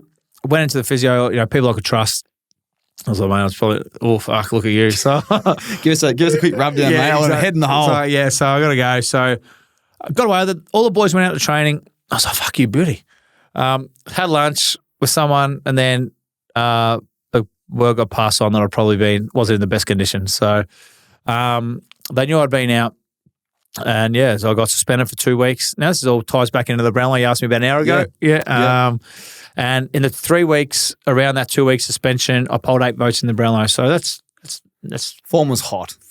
So you're actually in fine form as well when you've come out. Like you're coming off 30s and goals or 40s maybe. Yeah. So I was going pretty well. So I would have got at least 1 vote in those 5 games. So I probably should have at least 2 in a row. But I'm not bitter about it at all. Do you think you could have hidden it a bit better? Do you regret going to the after party or the Love Machine? Like, were you just content with maybe just the Barclay? Looking back? Yeah, well, I'm a greedy guts. You always want more. Yeah, exactly. Yeah, looking back, if we're being honest, I probably shouldn't have gone out at all, but then I look back and go, no, but I did enjoy that night. And you met your business partner. Yeah, well, exactly. Yeah, I'd met him before, but you keep up appearances. You got to be, be friendly with him and, just working on relationships, networking when you're in the AFL industry, mate. It's a bloody big industry and there's a lot of influential and important and wealthy businessmen. So while you're in the industry, just go and network and catch up with them because life after footy can be tough for some. So you got to network and use your profile and use your football club as a springboard for the next stage of your life. Well said, and that's why we're going to talk about KPI Group and how they're the leaders, in their industry. And in a moment with the King, just on being loose. And looking back now, like I find they're very rare, to be. I've got this loose unit and high performance here as a note. Yeah. It doesn't go together. Like you'll read, it's not the recipe, but for some people it is. And we know there's Dennis Rodman, there's Swanee, there's Cuz, there's a few that just love to just enjoy their time on a weekend, and then it made them train even harder for some reason, right? How did you do it? Like looking back now, because you're a bit, as you said, you're 40 now. You got a lot of family commitments on the weekend. You're still running around and enjoying yourself. But do you find it amazing how you did it? Yeah. And would you change anything? No, because a lot of people don't regret anything. They just learn. But do you find it amazing that you did what you did in an era where it wasn't easy? Like you would have had, maybe it was easy-ish at the start in terms of the professionalism, but by the time Bucks was coaching, like it was as hard as it gets. Yeah, absolutely. As hard as the cat said. Yeah, I do. I couldn't do it now. Like, you have a couple of drinks till midnight now. You wake up this morning, you drive, Camel. You're like, give me some water. Like, mate, I remember like training in being out till 1 a.m. Sunday morning from Saturday, going to bed having 6 hours, 7 training in pre-season. You know what I mean? And running, not fine, but like fucking just gritting your teeth and getting through it. And you're like, doing like 14 Ks on the track after 6-7 hours sleep, no water, and after like a 2-day bender, basically. Like, how the fuck did I do that? But you just, mate, you're young gang, you just do it. You bounce up, and I loved it. I wouldn't change a thing for the world. Met some, like I said earlier, about what I loved. I've met some wonderful people, had some wonderful times. Mate, you're playing the best sport in the world. Why wouldn't I want to have enjoyed it? I try to enjoy every aspect of playing AFL. Like, why would I just want to enjoy the game day? I want to enjoy the nights, the days, the mornings. Like, I wanted to I love playing AFL, and I wanted to enjoy everything about it. But a lot of people at the footy club have said, Nick Maxwell and Bucks and a lot of them all have said, there's only one person that could have done, what I did, and that was me. I don't know how I did it, but I think I just had enormous pride in my performance game day. I don't care what I look like or during the week, but game day was the one thing I loved, and I wanted to be the best player on the ground every single week, no matter what it took. So that's what I did. How I did it, I guess, we could be here for another hour, but what I thought I needed from myself during the week was not training.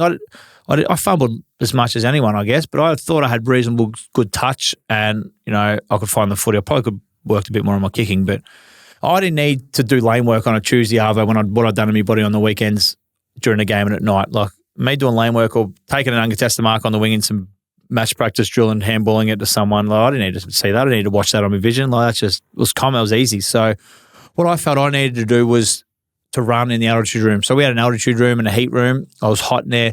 So that I needed once a week, once or twice a week, once I felt good. That's on 40 minutes in there, like, 1, 2, 3, 4, 500 meter sprints and anywhere between sort of 18 and like 24K an hour. That's basically what I'd do for 40 minutes, come off exhausted. And that was all I needed. So that's, in my head, I'd run out, game day, right, bang, I've got the work in my legs. So I didn't need to touch the footies. That was what I needed. And then 2 days before a game, I'd go into like hibernation mode. Like, I wouldn't, if I didn't have to go to the footy club, I wouldn't have gone. I would sit on the couch. So I felt like I wouldn't want to get a sweat. I wouldn't even want to walk up the stairs. I just felt like I needed to conserve every single bit of energy that I could have. Like the captain's run, I'd stand in the middle of the ground, wouldn't move. Like, just completely not interested in even moving the body until game day, and then you get fully loose. Yeah, I wouldn't move. Like, if I didn't have to go to training for the meeting, I wouldn't have gone. I could have sat on the couch and watched Netflix for 2 days. Like, I just eat enormous amount of food. That's what I figured got me right. I was like, I wouldn't warm up. If I didn't have to warm up, I could have got to the game 4 minutes before the game, put my boots on and ran out. I still don't understand why people want to get a sweat up. People want to sweat and use a bit of energy before the game. Yeah. I used it all for the 2 hours. Why people want to tackle before a game? Yeah, I try to avoid being tackled game day. Why would I want my teammate to do it? Then you cop a stray elbow and you walk out with a corky and you're not feeling it. Like, it's like, why would I do that? So when they were doing tackle, I'd sit in the we'd all sit in the change room just waiting for us to run out. So that's how I did it. Now, I probably wouldn't recommend that to most young kids, but that's how I did it. That's how I wanted to do it. That's how I felt got me the best out of myself on game day. And that's all I cared about. I don't give a fuck how I looked or what I did during the week. As long as I performed well on game day, that's all I meant. And I thought I did that at a reasonable standard. It's amazing. Everyone's different. And you're certainly different. It's great insight, man. It's someone out there probably has the same routine. And after all of that, I'm told that you go to church every Sunday. Is that true or false? Yeah, it's a nightclub in yeah. I mean, if I walked into a church, I reckon I'd burst into flames. I've got good mail that you still go to church Easter and Christmas. No, we used to go Christmas, but that just to forgive the sins? Yeah, I get in there at confession at Christmas and I come out at Easter. That's why I'm in there. It takes me fucking 4 months to confess all my sins. But my mum used to make us go to church, but that stopped probably 10 years ago. Everyone was only doing it. I was like, you didn't even care about this. And then church was so busy, so packed. I was like, this is it. Once I got old enough to be able to go, Mum, I'm not coming. Mum, I'm not 40 now. Exactly. I'll make the own decisions. Enough. There you go. Yeah. I found that. Oh, well, we've got a few questions here before. So, Rami, you're up in about 5 minutes. So just going to get to the off-season travel. I want to know your best footy trip. We've got some questions here about what's your best night on the piss overseas. There's been plenty of questions written in.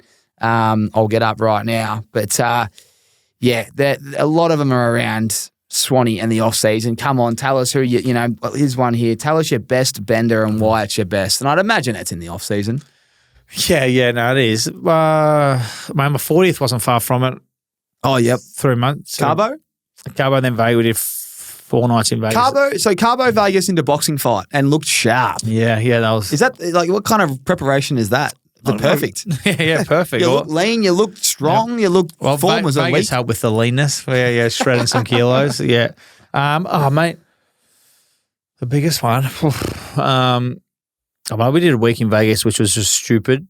But a lot of people ask about the off season and stuff like that, and we put our pants on one leg at a time, just like everyone else. So, I've played a lot of local footy clubs, and I've carried on and party with them.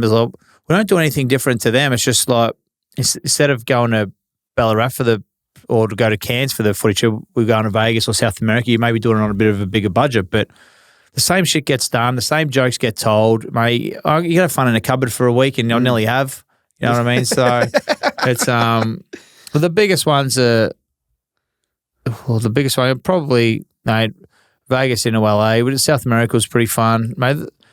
The next one's always your best one, isn't it? It is. Yeah, and they're very few and far between now, but with young kids and family and life just moving on, your next one's always your best one. So I don't know when that'll be, Tommy, but fuck, I'm excited for it. I'd imagine it's not too far away.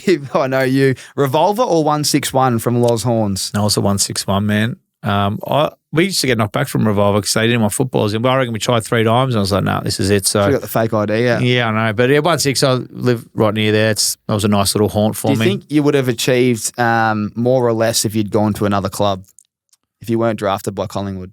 Probably less because... Due to that convo?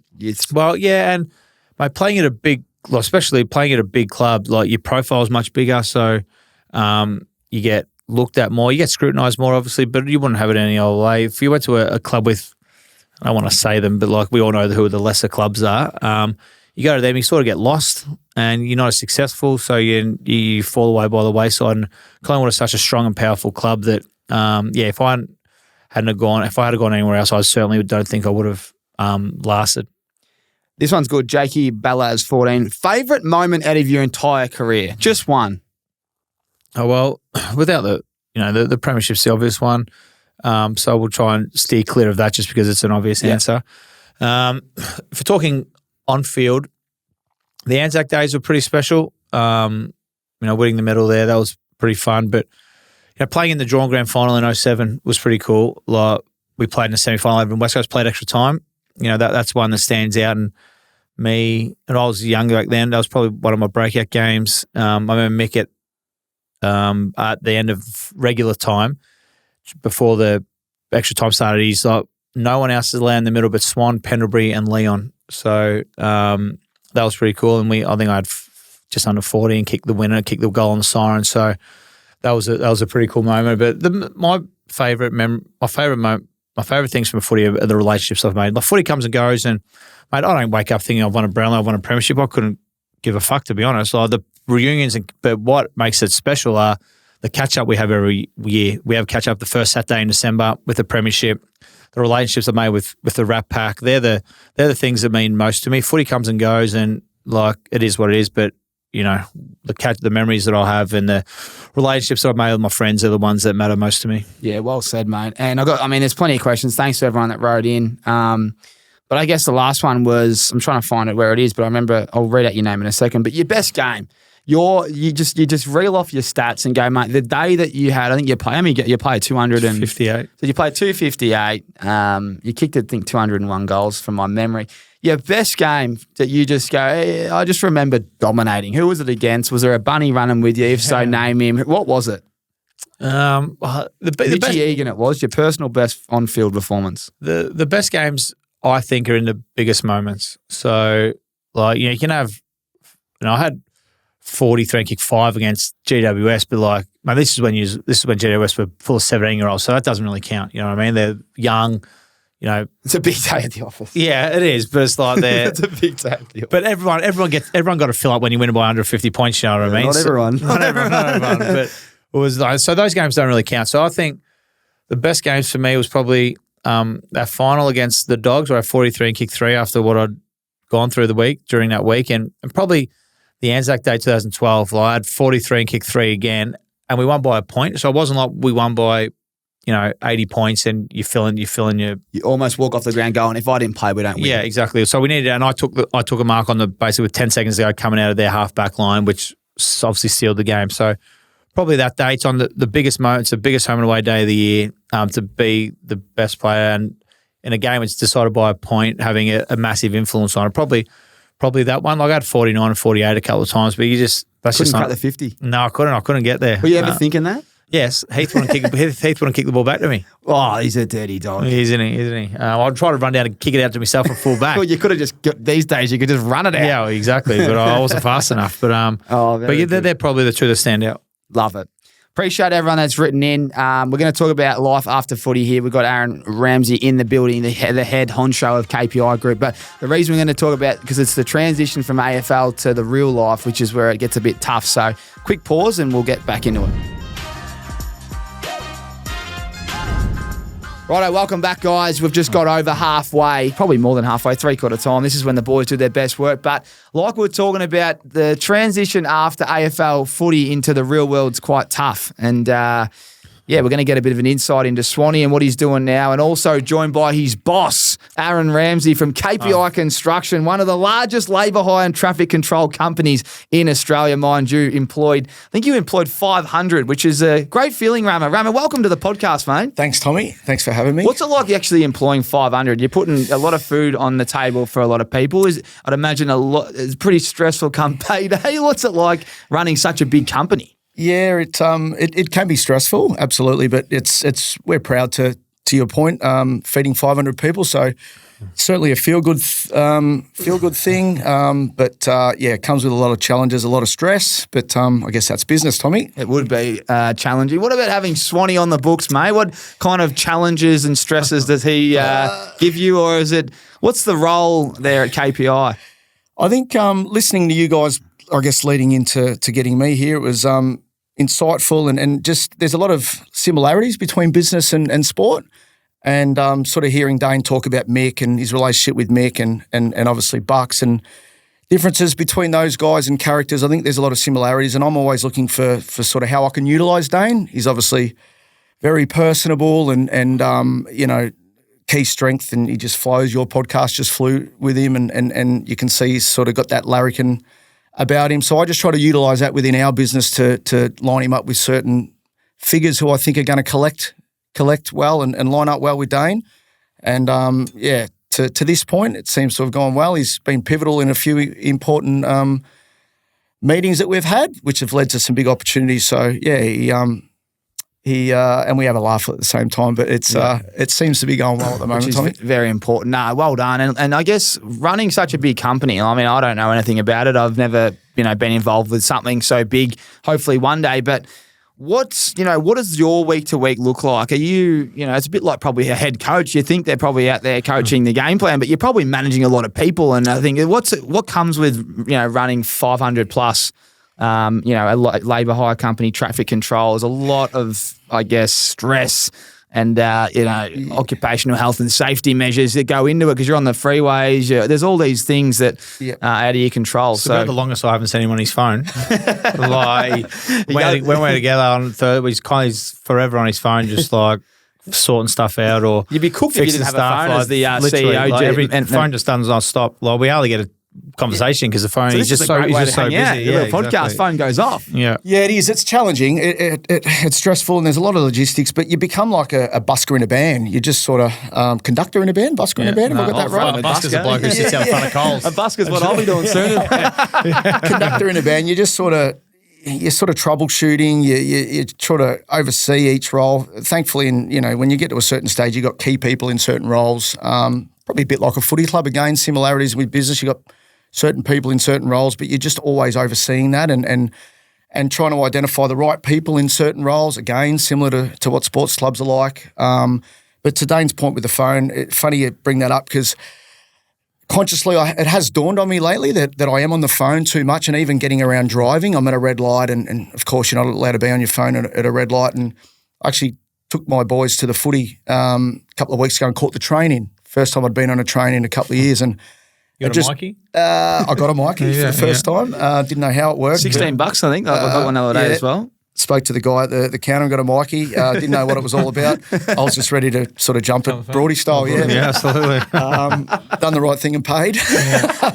Could have snuck the little boys in, but no, I did that. And then since that footy trip, I've caught the train to work a couple of times. So if I've got high volume days on the phone, to Dane's point, I'm on it a lot, or email, I've sort of eliminated that risk of being in the car and being at the red light checking an email, and I've sort of just integrated catching the train to work a couple of days, and it seems to be working well. So you're always learning, Tommy. You've got your big one thing before we get to like how you transition, but like, and I love saying this because it gets a bit wigged out. Hey. But from like footy to the real world, the big notepad. I've seen you with the big notepad a couple of times when we've caught up. Old school. Sorry, the diary, I should say, not diary. a notepad. Yeah. And it's an old school beast. It's like a. I don't know how do you describe it? It's like of Hogwarts or something. You'd go to the library there. I don't know. It's like an old Melways. Yeah, it's the size of a Melways, but it's got the big, beautiful leather case on the outside. There's a lot of you spend a lot of time with that, and it's always under your right arm when you go. That's my Bible, Tommy. Yeah, that is your Bible. I swear on that. Apparently Shane Warne had a big whiteboard in his lounge room, and he knew what his next year was looking like. A big whiteboard every day with a little box. But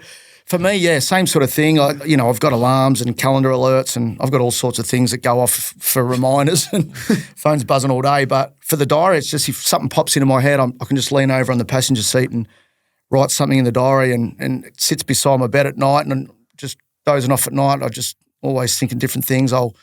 Something will pop into my head and drives my wife mad, but lean over and write something in the diary again. So it just works well for me. Yeah.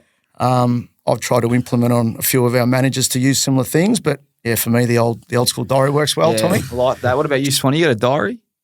Well, I got a device. I've got a diary on here. Well, now we have to calendar. So now I have a shared calendar with my partner. So he missed the email for today's. He was asking me this morning where you were. I said, Tommy sent you an email, Dane. I said, I'm not great on it. Check that email, mate.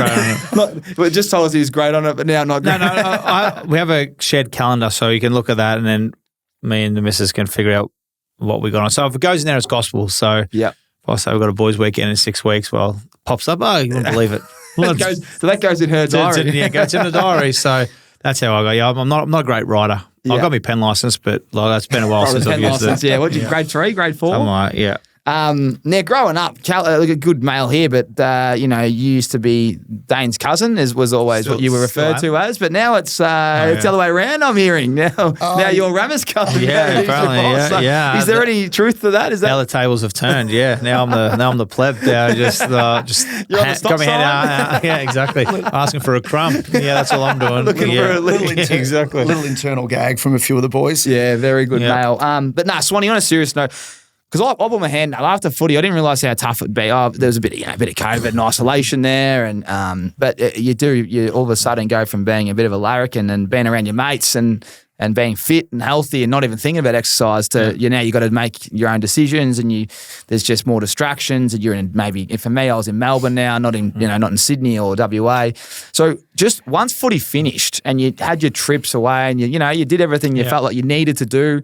How did you go initially, a few years out of the game? Yeah, not too bad. I think I was fortunate enough to play 15 years. So, once you get to over 30, if you're not thinking about next phase of your life, like you're mad. So I had some things that I wanted to do, and I probably got out at the right time, like pre-COVID. So I got to travel for basically, we obviously, me, him and the girls Aaron and the girls did a pretty big Europe trip, did that 2 years in a row, did Coachella, did the World Cup in Russia, did a couple of big fights in New York and Vegas, and basically spent a bit of time in the US back at partner's home. So just got probably 2 years of getting it all out of his system. Then, we figured out we're going to try and have kids. So, so that was awesome. That was fun. And then you sort of nestled into the real world, but I was always planning to do stuff with Aaron, but COVID happened. And obviously, we had a baby in COVID, so you can't do anything. And then you come out of it and you got kids, so you think, oh, okay, well, I'm rooted to Melbourne now. It's not like I can just pack up and go, righto, let's go to fucking Europe again for 3 months, or let's go to Bali for 2 weeks and just sit down. Like life happens, and you got to start to think about your future. You know, you got kids to think about, and you got fucking bills, and you're not just making a good earn every month and just spending it and knowing that next year I'm still getting, big cash. So we'd always talked about doing stuff, and the time was right a couple of years ago. I was like, righto, let's get into it. And no, I had no other skills apart from footy. Some would say I wasn't even skilled at that. So Aaron to bring me on, and it was just been a slow burn because I didn't know nothing about the construction industry, even though, family's in it. I wouldn't know how to do anything. So and obviously we're very close, so to be able to go out with, my best mates and learn the industry that he's been in for so long, and sort of try to understand the lingo and the trade and how I can be beneficial in their business has been fun. And, at worst, I get to drive around with my cousin for a day and have a bit of fun and have some lunch and try and help his business grow. He doesn't really need it because they're going very well, but to me, to try and just to tie up a few loose ends or to help whatever it is in whatever sort of way I can help has been great, and it gets me out of the house, and it gives me a new challenge. We're playing footy. That's all we've ever known. So to come out and sort of have to use my brain a little bit more and try and fucking think about the construction industry, which is like speaking another language to me. I've been doing it for 18 months now, so sort of being able to use that and learn that has been great, and it gets me out of the house, away from the family, and just hopefully helping KPI build and get bigger and better is something that I really enjoy. Yeah, well said. And you definitely are. I mean, Rami, you were saying that Swanee's been outstanding. You probably don't understand the skills you got because you are a footballer for 15 years, but then, as you said, Swanee come to a meeting and it's just like smooth as butter, just sits there and really helps create convo and get some great deals done for your future of KPI. Yeah, he's evolved. Like, I remember the very first meeting. I think we met someone at a cafe at one of the train stations, and he sort of waddled out, had the black dressy shoes on, and I was sort of nearly laughed when I first seen him. Well, full suit for day one. I was on. I don't know what to wear. Like I've never. He was a little bit overdressed. You'd never be overdressed. Footy club, you trackies and Uggs. Like when you're just walking in, you're wearing like casual. Yeah, I had to get the bow tie off him. Rabbit stitched him up, said, mate, suit and tie. Yeah, exactly. I had some low blows early, so there's a couple I got to get back. But he was good. That very first meeting was a bit of probably insightful for Dane, but looking at that now, I was only thinking about that this morning. It's partially led to the biggest contract that we're on currently in Melbourne, and Dane was at that very first meeting with the fella who we connected with, and so happens to be he was a mad Collingwood man, so I tied that in sort of nicely, which is sort of what I touched on before, just trying to think of where I can sort of utilise Dane's strengths, which is what you try to do with all your sort of managers, and but he's gone beyond being able to just talk about Collingwood and initially the first 6 months it was just, had the pies and, how'd the goey go and what's the goey like and all this sort of thing. And now he's sort of talking a little bit of the lingo because, it was a little bit to get to learn at the start, but not too far away from, I think, Dane being able to go out and maybe potting along to a few of his own meetings without me sort of... The training wheels will come off. Yeah. There you go. Let's get the bow tie back on. I'd love to see you in the bow tie. Slowly down with a high vis on, with a bow tie going down the... Just have to check those water bottles. Yeah, check the water bottles. That's definitely a KPI Construction incentive. But what about some lingo? Like, give me an insight. If I was to walk into KPI Group and, just day one, what kind of lingo am I going to be learning? Well, that depends what role you're asking and what you're doing. Yeah, you know what I mean? Because that's the other thing, there's so many branches or so many arms to their KPI. It's like, obviously it's all union based now mostly. So it's either you depends what you're looking for. You admin, or you actually want to do construction, you want to do traffic management, you want to be a labourer, and it's all about what tickets you've got and stuff like that. And then how they can utilise you to put you on whatever job you want, or whatever job that they've got you pegged for. So it's quite a, you think, I thought of construction, just meatheads just whacking a nail into a wall, you know what I mean? Like just idiots. But it's actually way more complex, and the behind, and I'm obviously privy to a lot of conversations in the car with Aaron. So like, it's not as easy as just, all right, 5 blokes go out there and help fucking build a table and away you go. You know what I mean? It's like, it's so much more complex, so many more layers to it. And it's a fair bit political and making sure you're aligned with the union and making sure that they're happy with what's going on. And then you got to keep the builders happy with, your staff. You got to make sure you've got good staff and good workers. And, there's always dramas, just by having such a big company, there's always the drama with someone. So just putting out that fire and making sure basically, because they're a subcontractor and they're labour hire, so making sure the people that they hire their labour to. A lot of troubleshooting. Yeah, exactly. Are doing a good job and everyone's happy. You've got to make 1,000 people happy, which makes my head spin early on. I'm like, fuck, what's that? Okay, well, who's that? So you sort of, sometimes I write notes down just so I can go back and, okay, that company, okay, that's a big building company, that's a formwork company, that's this, just so I've got notes in my phone just so if I don't have to keep asking him the same stupid shit. 'Cause my missus hates when I ask the same question at home. Yeah. So, Dane, you know where that bowl is. Don't make the same mistake twice. Exactly.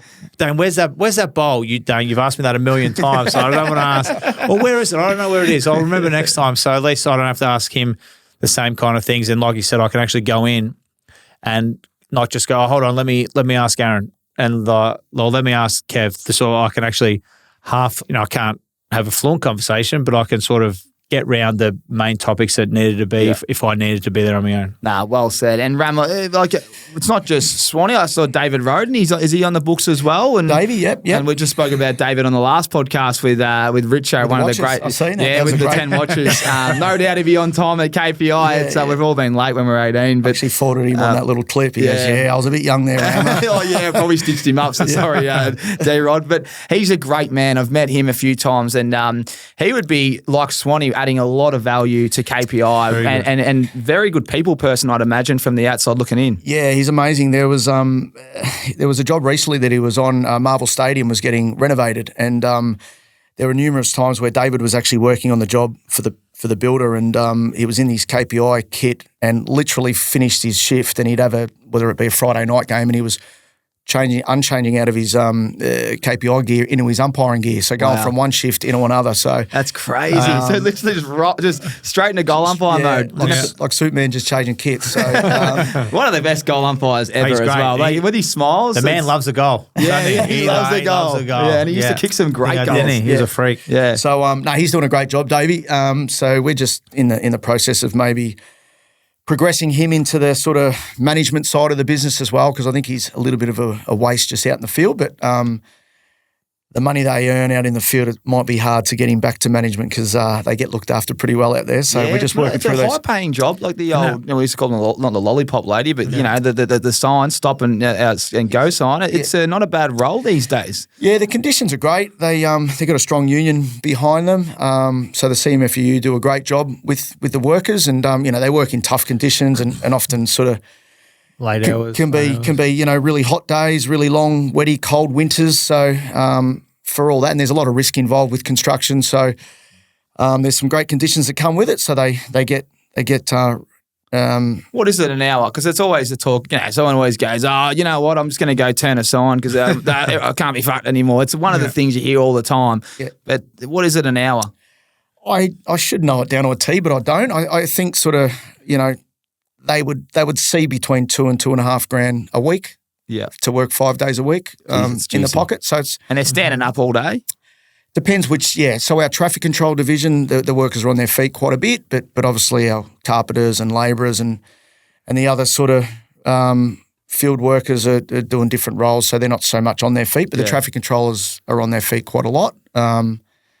But they do get looked after. Interesting. One thing I really wanted to ask, because everyone listening and watching can't thank you enough for your support, but it's about time that I help you. So is there any roles out there as KPI grows, and not only just in Melbourne, it's everywhere around Australia? If there was any role, do you need great people? Obviously, you need great people, but do you need more help? Is there anywhere you're looking for more people? Because there might be someone listening and watching that might want a job, and I'd love to be able to connect the dots. Thanks, Tommy. Well, there's good people are hard to come by often. So, but we're after a good accountant at the moment. So if there's any accountants out there, Okay, there you go. If there's any accountants out there wanting a gig, we're always working to get the best people in the right role. But yeah, an accountant, someone that jumps out at me, Tommy. If there's There we go. Listen to an that. accountant out there, one of yours. I want to put Can I put your email in the show notes? Maybe not yours, but maybe No, you can, yeah. his personal assistant. I called Rama last week just to touch base, and a lady answered, and I started wigging out. Going, hello, who's this? She goes, Aaron's on a flight. Can I help you? He'll call you back when he lands. I said, the big dog. Don't like missing calls, Tommy. So maybe I'll put an email in there, and we'll maybe an accountant out there. Anyone else? Nothing that jumps out at me. There's always opportunities for good people. So if anyone wants to get into the construction industry, how is the construction industry going? Because it seems like every street you turn down, there's a fucking bloke with a sign there. It can be frustrating, but.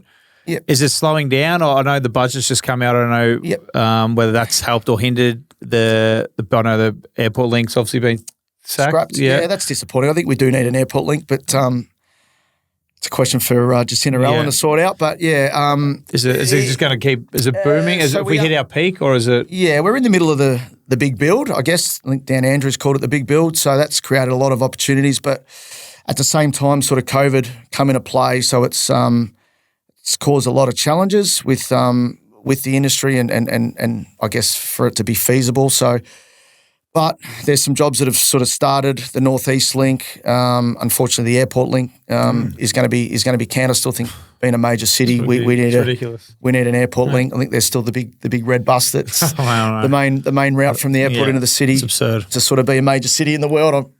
I feel we need so much traffic, link. wouldn't it? That. Yeah. Oh, man. But yeah, it is going well. There's I know union membership's high, and there's a lot of people that are thriving out there at the moment. But at the same time, through COVID, it's caused a lot of businesses to really struggle. And same thing with the GFC. I guess there's an old saying: out of every crisis becomes an opportunity. So I think the strong survive through times like COVID, and thankfully we've got through that sort of little bad period and are doing okay. Yeah. Yeah, well said. Now, I sit here and you're all Broady kind of operators, and so's the great Eddie Maguire, and he's a great mentor of probably both of yours. Yeah. What has Eddie taught you lads in business? Is there anything that you might be able to share with the aces out here that Eddie does with maybe his routine? And he said, I know when things get tough, this is what I do. Anything that you could share? Yeah, thankfully, sort of Eddie grew up with my father, so myself, Dane, and Eddie's family are both all have got Scottish heritage. So Eddie tells us they all come out on the same boat, but Ed doesn't mind a little bit of sugar. I'm not sure if they all a bit of mayonnaise on that one. I'm not sure if they all come out on the same boat, but we definitely have all got Scottish heritage, and I guess through that, my father grew up with Ed, and I'm fortunate to be able to have a few catch ups with Ed a few times a year. Often Dane comes along, and it's well known that Dane had a pretty strong relationship with Ed throughout his career. But in terms of business, I'm just a sponge whenever I catch up with Ed. And one thing that does stand out to me to give a little tip is I recall one time sort of catching up with him, and I just said, my head's just like a washing machine. It's just so much to sort of consume and take in. And he sort of just said, just stop there. He goes, what you got to do? He goes, you got to stop being he described it like the mouse on the wheel. Like you see the mouse at the pet shop, they're just spinning and spinning and they're going nowhere. And he ended up sort of breaking it down that his wife does his diary, and he said he has an hour in his diary that he's asleep. I'm like, what, you sleep, Ed, during the day? He goes, I'm not asleep, Aaron. He goes, I'm walking down the Yarra. I'm just basically processing what happened in the first part of my day, and I'm processing what I need to do the rest of the day to avoid being that mouse on the wheel where you're busy, like everyone, particularly Melbourne. You walk through the city and people are hustling to get across the lights, and everyone's just, constant. It's that classic mouse on the wheel. They're busy, but are they getting anywhere? So I've sort of implemented that into my day and passed that on to a few of our managers, that if we do get a bit overwhelmed, we just have an hour off, just try to process what's going on. So it's probably one little insight that I've took away. Great tip, mate, yeah. And mental health's big these days, and just for people just to sort of take an hour out of their day just to break down what's happening and what's to come seem to work really well with me. It's a bit like when you're on a flight and you're going from Melbourne to Sydney and you haven't got access to your phone, you just often get flushed with some clear ideas. Yeah. I think that just becomes, it sort of comes about because you're not distracted. So that's sort of the idea behind that sort of hour I can sort of say that I've got from Ed. Nah, it's great advice. And it's like we used to call it the blue head thinking instead of red head thinking. It's just you can take a deep breath and, you know, as I said, just kind of break down what's going on and think clearly so you make better decisions, especially at the top. Yeah. So as I said, it can get overwhelming and when you are got a lot going on, you do sometimes just need to take a step back and think, shit, what do I need to do next?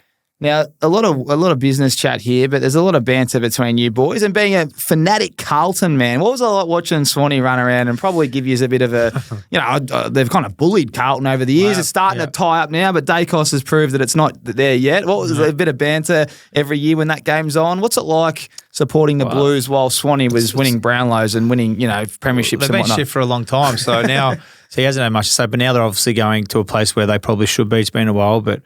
he was the first to text me Friday night. 30 seconds after the siren, he's like, I asked how the party was, and I said, Blues just really can't get over the Pies, can they? Like, I don't think he was real interested in the footy on Friday night. No, I think he had you obviously know. Yeah, great shout out to Bots. Happy 39th or 40th. What was it?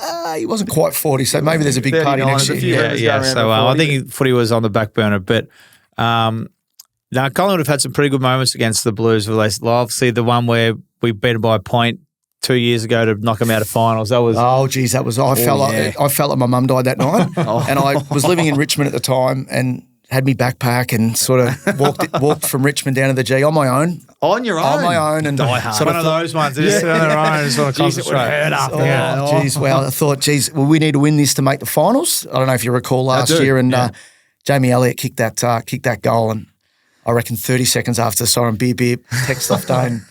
Cop that or whatever it was. How do you feel? But we're in the box with all the Rat Pack, and I was like, "Come in." He's like, "Man, I'm not fucking going in there because if we get beat, it's what's going to happen." And we went mad. So it was, But they're coming. So there hasn't been a huge rivalry yet because when I was playing, it's like, well, I know you can tell you about that, but we were pretty ordinary when exactly. So, but now I reckon round 20 would be massive. I reckon because I reckon we'll both be right there for. We might be going for top 8, and you might be going for top 4. Might be like. Or we might be fighting for the same spot in the 4 or something like that. So I reckon around 20 it's going to be amazing. It'll be berserk. So maybe have to suck it up and get in a box. Yeah, maybe KPI get in the box. It might be good luck in the box. Yeah, possibly. Imagine you v the Rat Pack in the box. It probably wouldn't be a winning situation. You're probably getting bashed. You'd love being in the box.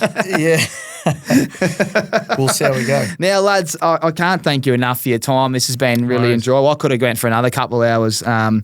But as always, first of all, huge shout out to KPI Construction. I appreciate your support, Rammer and Swanee and everyone there. Without your support, we wouldn't be running these podcasts. And I can't thank you enough for just jumping in and believing in us. Rick's eyewear here. You come on and you don't go home empty-handed. Now, there was a bit of a dispute here, so I'm going to fast Swanee. There's Soho's cherries and the black pear there. You guys pick what you'd like. You like the cherries? I'm going to have the cherries. So put them on, boys. I got a question for you about Rick's on tour. I'll sort you out afterwards. The boys are fighting over the cherries. The black actually got stolen from the playground. Well, not my Rick's. I had some Sundays. I got stolen from the playground the other day. Someone's nicked them. Oh, that's always a bit of a compliment. Look at that. So maybe put the hat backwards there, Emma. Yeah. Oh, look at that. There we go. Now we're talking, baby. There we go. Back to Vegas. Rick's on tour. Now, normally we ask who are the 2 blokes you'd take with you and why. But let's just skip that. You boys have been away together a lot. Where's the one location you'd love to take the Ricksies? You've got the Soho Cherry and Soho Black on your face there. Where would you want to go together next weekend if your partners and, said, you know what, have a weekend off, you look stressed, boys? Place that we haven't been before or just any old place? Up to you. You can go anywhere. I love Mexico. We're recently in Mexico, but I only got a snippet of it for his birthday, which was Cabo. So I'd like to explore a little bit more of Cancun. Would be awesome. I haven't been there. Fun. Well, if we're talking next week, maybe the NBA playoffs or something like that. I think that'd be good. That would be good. Maybe travel down to. Where would you go? There's a few teams there. LA teams are knocked out. LA teams are gone. New York Knicks are flying 2-0. Down to Minnesota and see the Ant-Man. Yeah, see the Ant-Man. Knicks go to Denver, Colorado. Apparently it's good fun. Denver might be gone soon. They might not be playing. They might not get 2-0 down with Ant-Man at home for the next 2. I think we could do maybe go watch a couple of NBA games, then slide down for a bit of R&R in Cabo or Tulum or something like that. A bit of R&R. Won't be best R&R with him. No. So I think especially if they're away from the family. I think that a couple of games of the basketball, or maybe Conor McGregor in June. Go watch Conor McGregor in Vegas. That would be big. That'd be one of the biggest. I reckon they'll break the record for pay-per-view, don't you think? Like everyone wants to. I don't care who wins. Like we all just want to see Conor McGregor again, don't we? Because we might not see it again. No, I can't see him winning, but geez, I hope he does. If he wins, he'll just, mate. The UFC is such a better product when he's there but he hasn't. How long's it been since he fought? Well, he broke his leg last fight, right? He was juiced up to the eyeballs for that Madhouse. Was it the? It's actually not a bad movie. Have you seen it? It's actually a very enjoyable watch. It wasn't bad. It's just a good, easy watch. And he plays his role. I can see they've looked after him big time. Yeah, so. A bit like Rammer in Vegas with a robe on, just walking around with a nud. Speaking of Vegas, there's a story. Is there any truth to this? But I heard that we're just talking about being loose and high performance, but Dane represented the country, and in true Dane Swan fashion, his preparation was perfect. He was in Vegas and left in the shower on the ground, and you left him there thinking, he's no chance to even attend this game. But it's just something followed. Is this true? Yeah, I don't know what year it was. It was definitely true. Dane will probably remember the year because he will know the years he represented the country, no doubt. But it was a particular year I would often not see Dane down, but may have left him in the shower with the shower running and the blanket around him. My go-to is my comfort. In all sorts, licorice, all sorts. I bounced up. He may have been in a little bit of strife, and I was flying home with a couple other mates, and he, I believe, had to play for Australia. The series was 2 or 3 days later, and I was saying to the boys, he's got to have a hammy. There's no way he's playing. And went back to the airport, landed in Australia, time difference sort of, by the time I come to, the game had I think the game had gone, and he got best on ground and got 40 touches and won the medal. And I just couldn't play believe the series. I thought, player of the series. Just outstanding, isn't it? And I was like, that's what you do. Last time I seen this bloke, he was in the Vegas shower. How'd he do it? Tried our party. All those guys with the curly hair with afros, the singers, party rock, Peking Duck. No, not the Aussies. The LMFA, is that there? LMFA, yeah. What's his name? Right. Is it Red? Yeah, Red Fru and them. They were in the booth next to us, and they had a head to head with Red. They had like a beer bong and that, and I filled one up with straight vodka, and that's a 30-minute recipe for disaster. Yeah, no, that got me. Well, in the end, it was perfect preparation once again. outstanding what he's done. Before we wrap up, in a wheelchair though, but we're not going to talk. I've heard there's a scene on The Hangover that they copied off on Ramo. multiple occasions. But listen, we're not going to ruin KPI's credibility here. So we can all just poke fun at me. We won't worry about things that have happened. Skeletons. Exactly. Yeah. Well, he did watch me play in the granny on his own. In Vegas. Yes, that's right. Yeah, after the draw. So we had the draw. We're all going to Vegas. You'd planned the trip. Yeah, so because our best and fairest was always the Friday after the granny. So and what used to happen was we all have to go to the B&F, and then on the Saturday morning that's when we'd all depart. So we'll fly. I was flying out the morning of the replay, basically, but we pushed our flight back 4 days. So Aaron soldiered on his own, he's lonesome. So I got to Vegas on my own, Tommy, and waited a week for these boys to come in fresh after they won. So I'd been there 6 days by the time they got there, and had sort of we had a mate in Vegas that was running the Palms Hotel, and I got the game streamed in. Apparently cost a lot of money. And Nine Steakhouse, which was like, Floyd Mayweather, we've met Floyd Mayweather in there, we met like all kinds of people in there. And I may have woke up the next day asking who won, Tommy. I think I was out the back with the chefs flipping steaks at one stage. stealing chips off people's plates in like a real fancy restaurant. Can't remember a weird time, wouldn't it? Sorry, mate? Would have been on at a weird time. Like, was it a 3 a.m. start or something like that? Yeah, I can't. The time difference. That is a stitch up. So Rammer's done the week on his own and then done another week with you boys because you had to do the second game. Yeah, I don't think the last of the week. And that's why. And then you come out in a wheelchair. Is the truth? A couple of times.